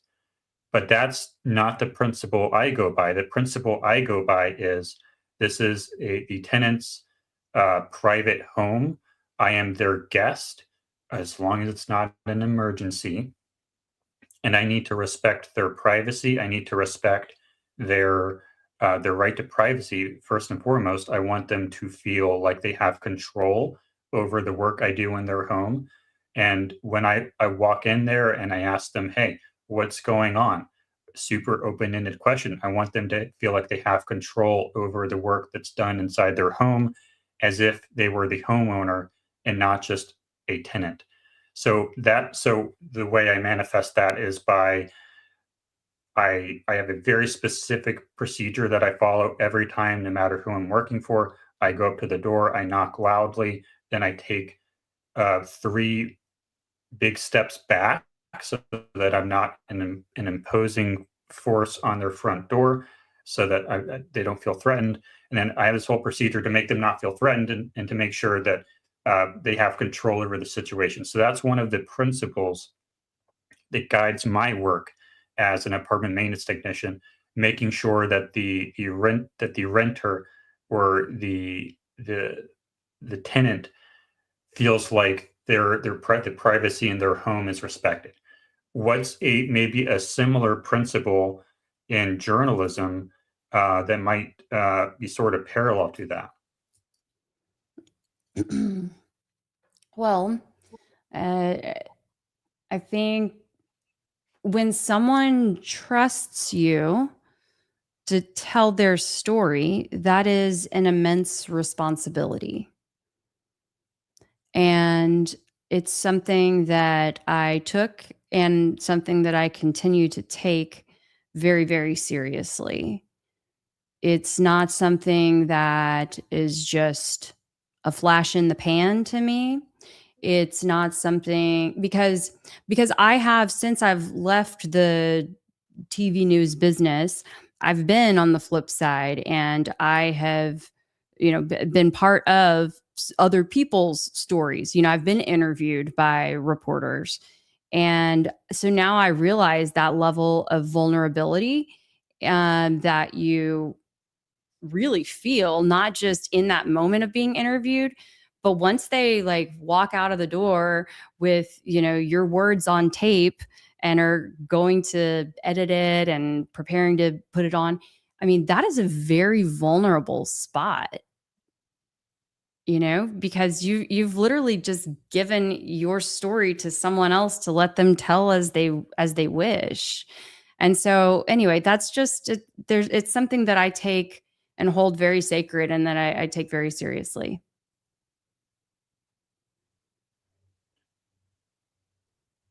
Two weeks ago now, I think it was, the super long court hearing you did with Trigger Smart. It was like all day long.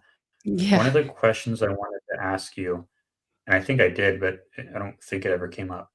When they were talking about, or when the one guy, it's not very specific, the guy who did the study on whether or not the people in the town had bias, he Mhm. said that, sorry, I'm getting tired. He Me said too. that there were stories in the media that were super, super biased, and these TV reporters, whatever, were not doing what they should have done.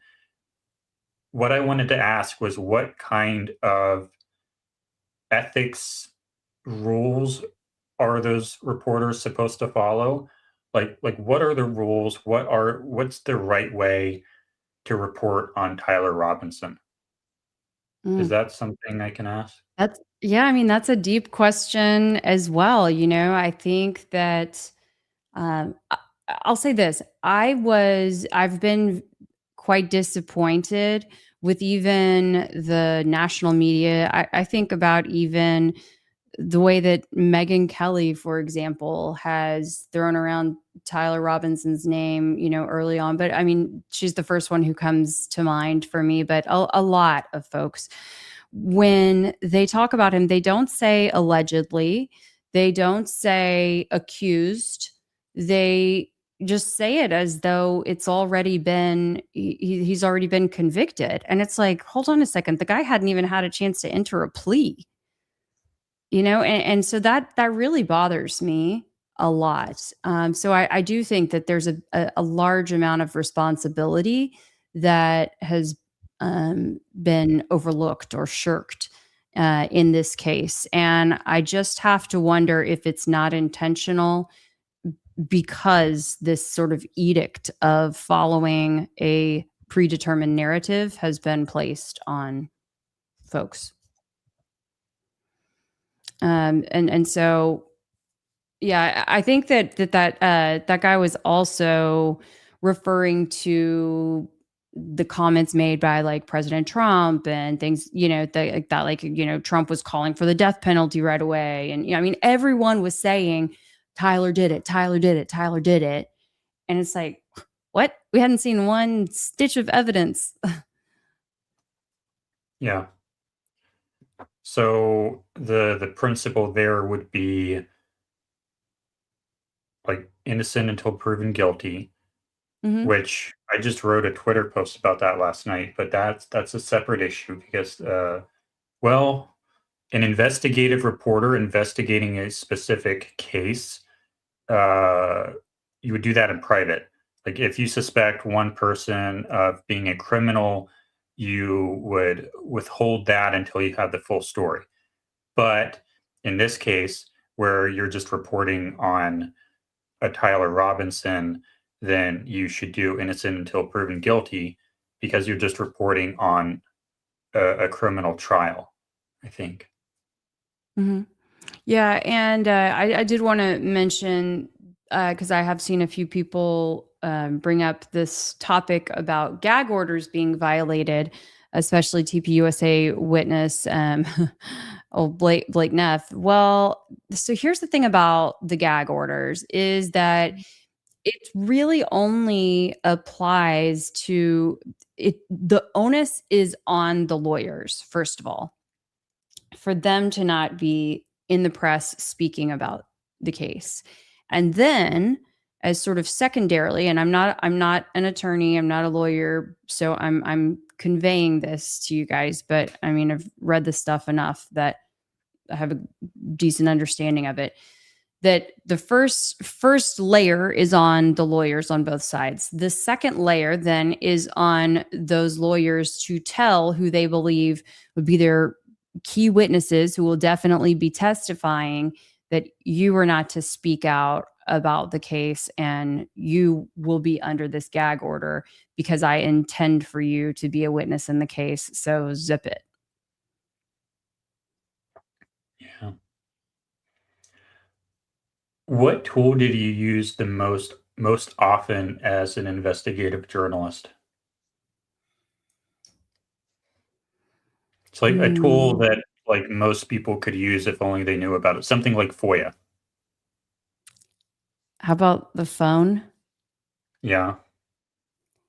You know, people, I think, no, but I mean, here's the thing is that people don't take the time to talk enough.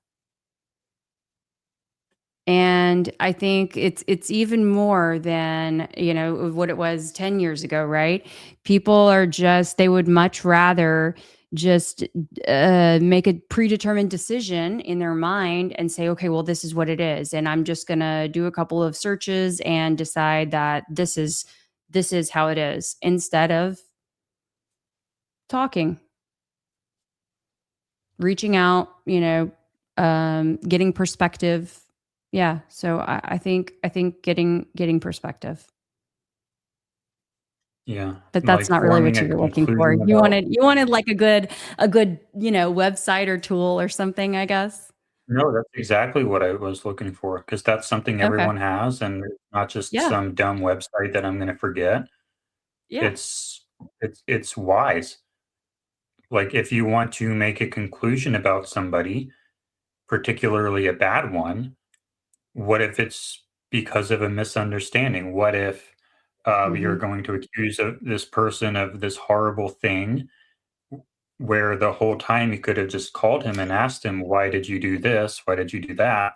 They might be able to give you a perfectly innocent answer that you wouldn't have otherwise thought of.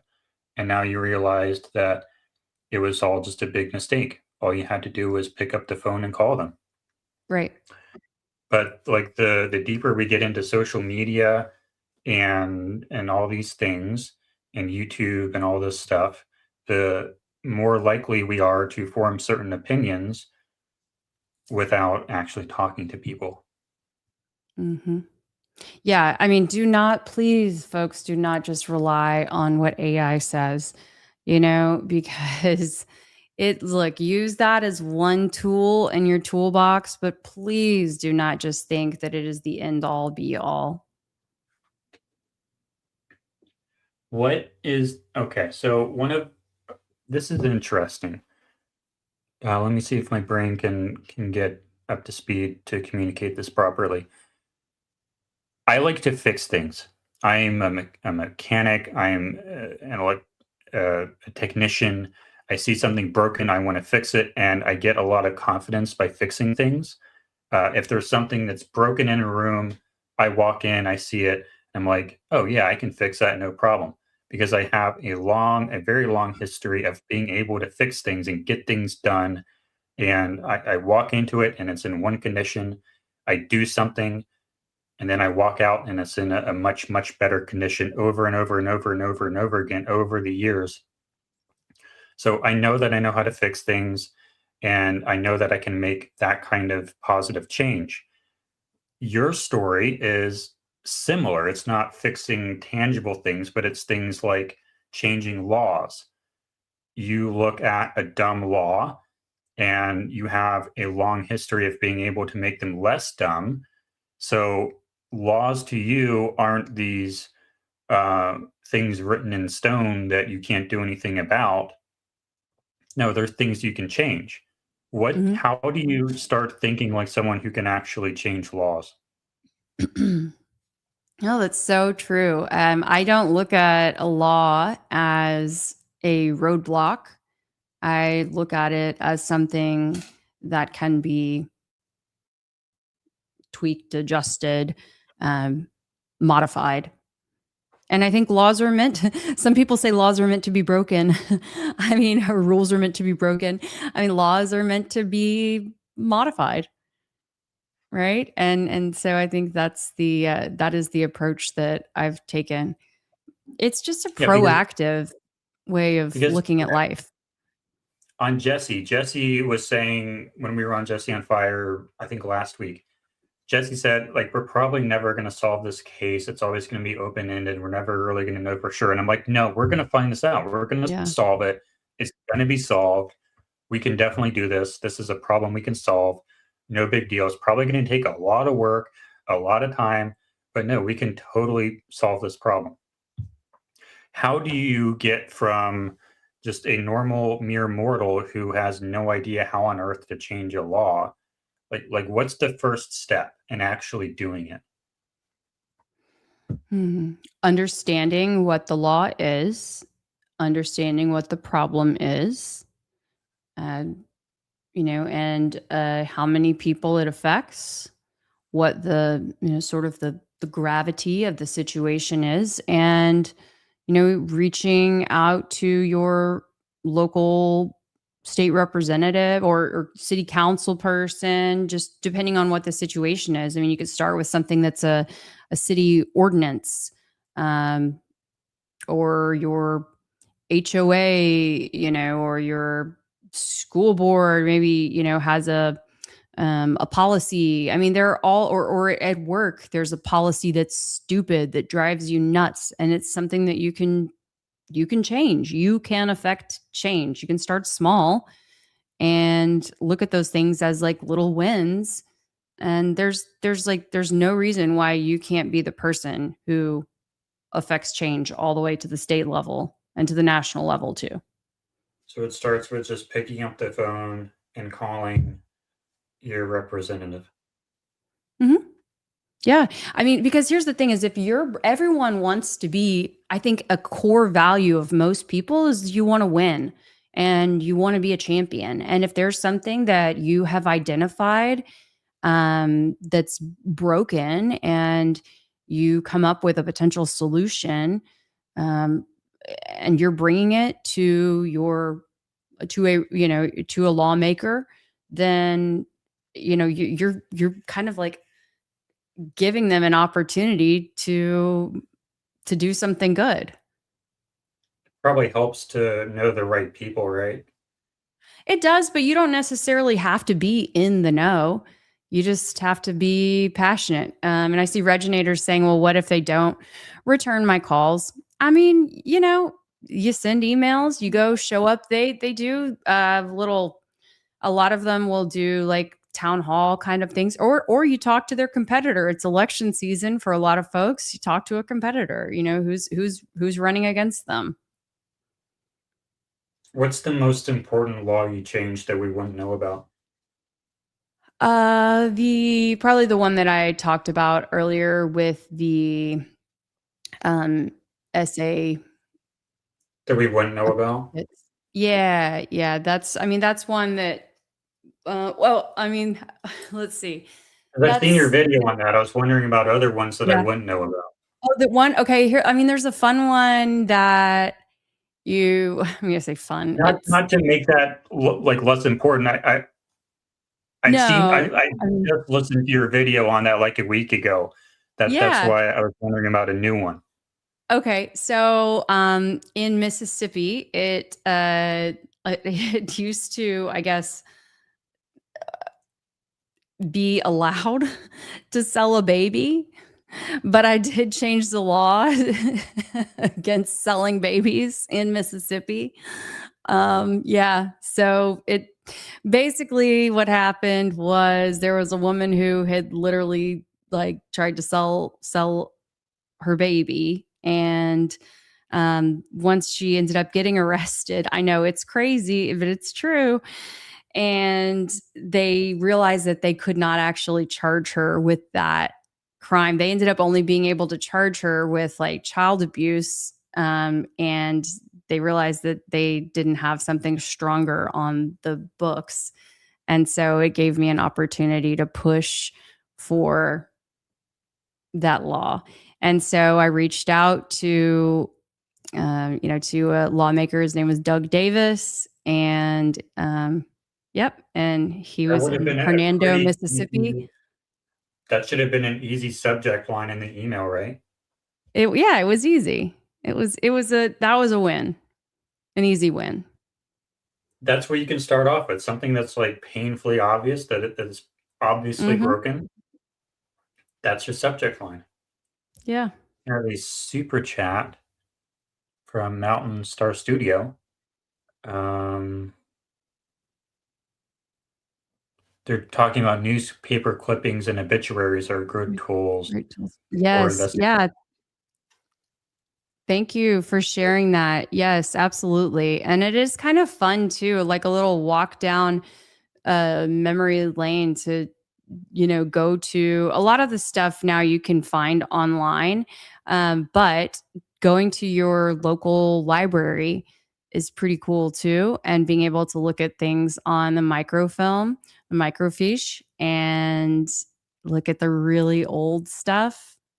That's when you're like digging. So that was actually a really cool investigation that I did about civil rights era cold cases there was one in particular that I solved when the FBI said that they had exhausted all their resources and were unable to track down and solve the civil rights cold case. Yeah. And so I was like, I bet I can figure it out. And so sure enough, I did. Again, in Mississippi. Yeah. Good job. Well, thanks. Yeah.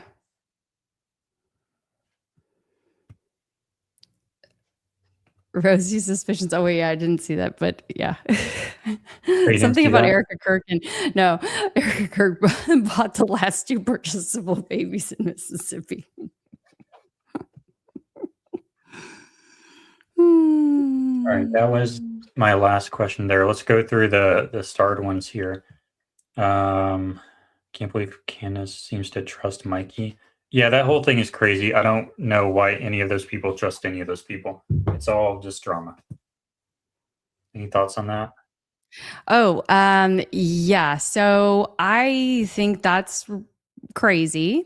I think there's got to be something more to it because, well, if I'm able to get my story out, I mean, I have to get my story out tomorrow, but you'll hear some bizarre stuff from Mikey and Rob McCoy. I mean, the way that they are ingrained into TPUSA and have steered the direction of that ship. There's something else, in my opinion, something else going on for her to make that sort of shift. And frankly, I don't believe that she should have been using either any of those folks at the top level of TPUSA as her primary sources to begin with. I'm not in her head. I don't know, if she really was or wasn't, or if she was just saying that, but not wise. This is what's going on, Kelly. Who did this mess? Cody, did you make this mess? Who did this mess? That's what's really going on.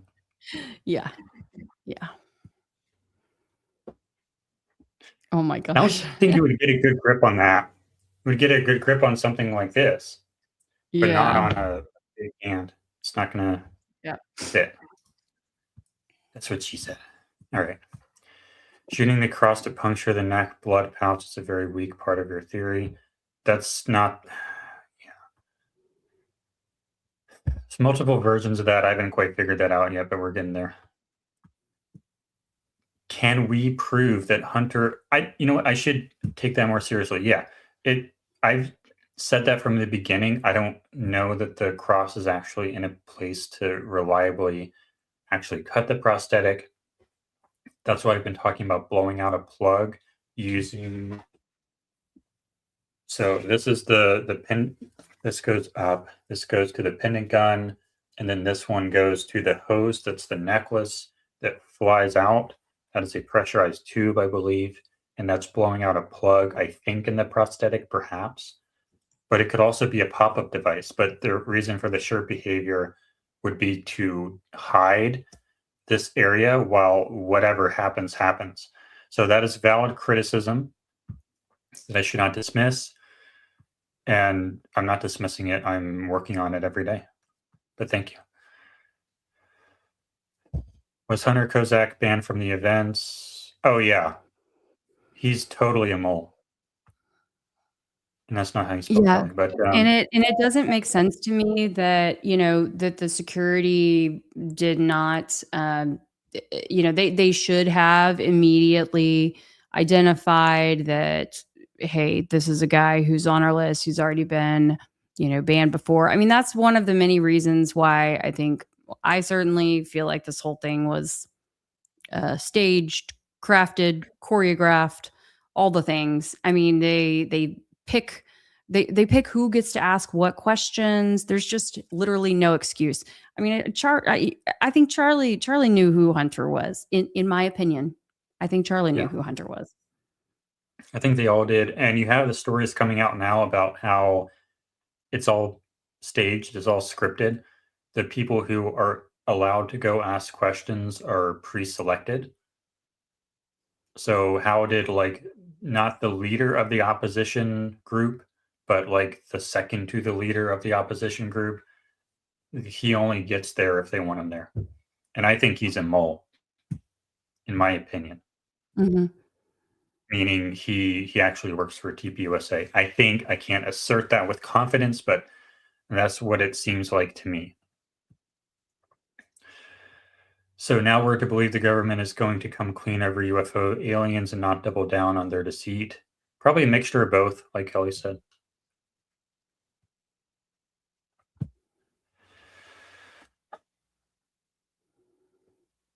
Hockey Girl says we'll get 10% truth and 90% cover up. Yep.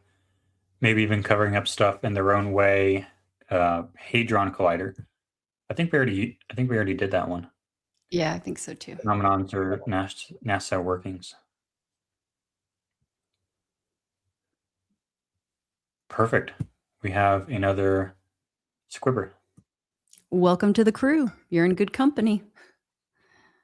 If Charlie's alive, how do you think he could come back? Could Trump pardon him or something else? I don't think he's coming back. Do you think Charlie faked his death to expose how evil the left is? No, I don't think so. I think he faked his death for a deeply emotional reason, probably because of fear of a real attack.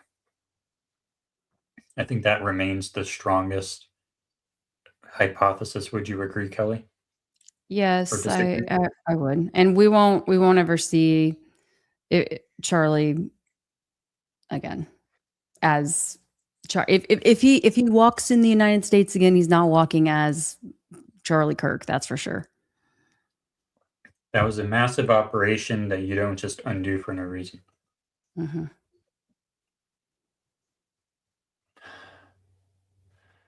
Kenny Veach. I know I've heard that name before. I don't know who it is, though. Who is Kenny Veach? It's like the disappearance of Kenny Veach. In 2014, he was an outdoorsman YouTuber. Oh, I know that dude. Yeah, he's the guy who got lost at like Area 51 or something. Yeah. You can probably find him. Do you know who that is? No, I don't. I'll have to look into it. He's the guy who went missing in the jungle, basically. There was a group of Jack says there was a group of campers that had the missing time phenomenon. They put them under hypnosis and they all described the same thing to a sketch artist. Okay. I don't know what they described. I don't know. They might be talking to somebody else. They're probably talking to somebody else in the chat. Do you know what that was? I didn't star that. Mm-mm. I started just because I didn't know about it, so I thought maybe you or someone else knew about it. They must be talking to somebody. Does anyone know if Hockey Girl again says, does anyone know if Project Looking Glass is related to the Hadron Collider? There's so many projects, I forget which one that is. Which one is Project Looking Glass? Project Looking Glass. But the Y-Files would be a great resource for that. Oh, that's the time viewer. That's like the time machine viewer thing. I don't think so. I think I just listened to some really long show on that. I think that's the one where the ship disappears or goes back in time or something. I don't think that has anything to do with the Hadron Collider. Something similar to that. I don't remember. I can look that up. I don't, Kelly, do you have, I don't think you would have any thoughts on that. Okay. I've heard American Discourse News. I've heard that too. Jackie or coming for. I've heard that took Jackie. What is this? What is this supposed to say? That too, Jackie. I mean, Jackie might have been a person's name who they were responding to at the time. Oh, yeah. Yeah. This must be from a different conversation. Finally made sense. Charlie not wearing a vest that day. He always wore one. I realized getting zapped and vest didn't mix well. I think he was wearing a vest, but not wearing this kind of vest, but not like a bulletproof vest, because we can see his nipples and they don't make those. He was bracing, I agree. Grimace face, preparing for the pain. Some people say that it was too quick, that it was just closing his eyes, but he was bracing. Michael says, guys, thoughts on the nope. Why was that highlighted? I don't know why that was highlighted. And we just did that one. All right. Awesome. We are at 2 hours, 30 minutes.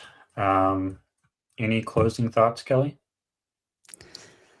No, just thank you to everyone for sticking with us, for for your continued support. Oh, you should put up the GoFundMe for the continued investigative support. We do, or I do, or we do. Yeah, we do weekly or usually weekly field demonstrations of what we think happened to Charlie, or what I think happened to Charlie Kirk, or what we think is a strong hypothesis for what happened to Charlie Kirk. I think we're both definitely in agreement there. And it takes a lot of stuff, takes a lot of equipment, and takes not too much money, but a little bit of money. And this is the GoFundMe that I have. I don't have a link to it right now, but you can probably Google it. But any amount there goes directly to stuff like, how do I get this back off? Stuff like this. This stuff. The solenoids aren't cheap. This stuff here. No single part here is super expensive, but all in all, the amount of money is a lot that I have to spend on it, and I do not make nearly enough on YouTube, or definitely not on X, because I'm not monetized, and I'm not even close to being monetized on X. But it is a lot of stuff that I have to purchase to keep these tests running. And we're going to UVU too, and that's going to be expensive as well.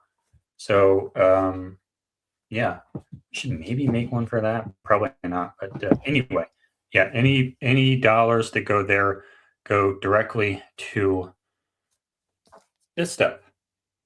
So any help is much appreciated. Yep. So my closing thoughts here. Please go for it. Go ahead. I was just going to say that we'll be looking forward to seeing everybody on Sunday, and hoping that you all can join us on Sunday. Yes, it would be probably one of the more exciting tests in some ways. But my closing thoughts are, we're looking for guests. We don't want to have streams where it's just us. I mean, I don't. I want to have guests. I mean, maybe some streams where it's just us, but the purpose of this show is to have guests on who have theories. It's basically Theory Thursday, whatever.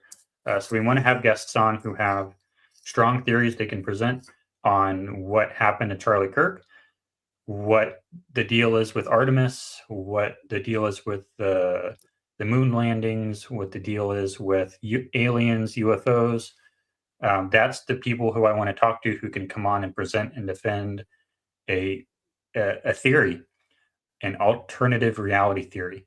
So if you are the person who has a strong opinion on one of these theories, please let us know. I think Kelly put the email address in the bottom ticker. So let us know. Email Kelly, email myself, DM us, tweet us, whatever. All right. Yep, we would love to hear from you. Oh, we got another super chat that just came in. Let you read this one out. Okay, I don't watch that show, but all right. I don't watch it either, but I'll have to look it up. All right. I'll let you close it out. I think you close Oh these my out. goodness. Well, someone had suggested that we close it out as the lesson of the day: don't sell babies. I think that's a pretty solid idea to keep in mind. And don't forget, everyone, that it is Mother's Day coming up on Sunday. So, be sure to tell a mama in your life Happy Mother's Day. Is Brock still there? Yes, he's on my feet asleep. That's probably, someone had said they saw me smirking, so that's probably what I was smirking at. But he's fast asleep on my feet. So thank you guys so much. We really appreciate you, and we look forward to seeing you Sunday afternoon, and then of course next Thursday evening as well. Bye. Bye.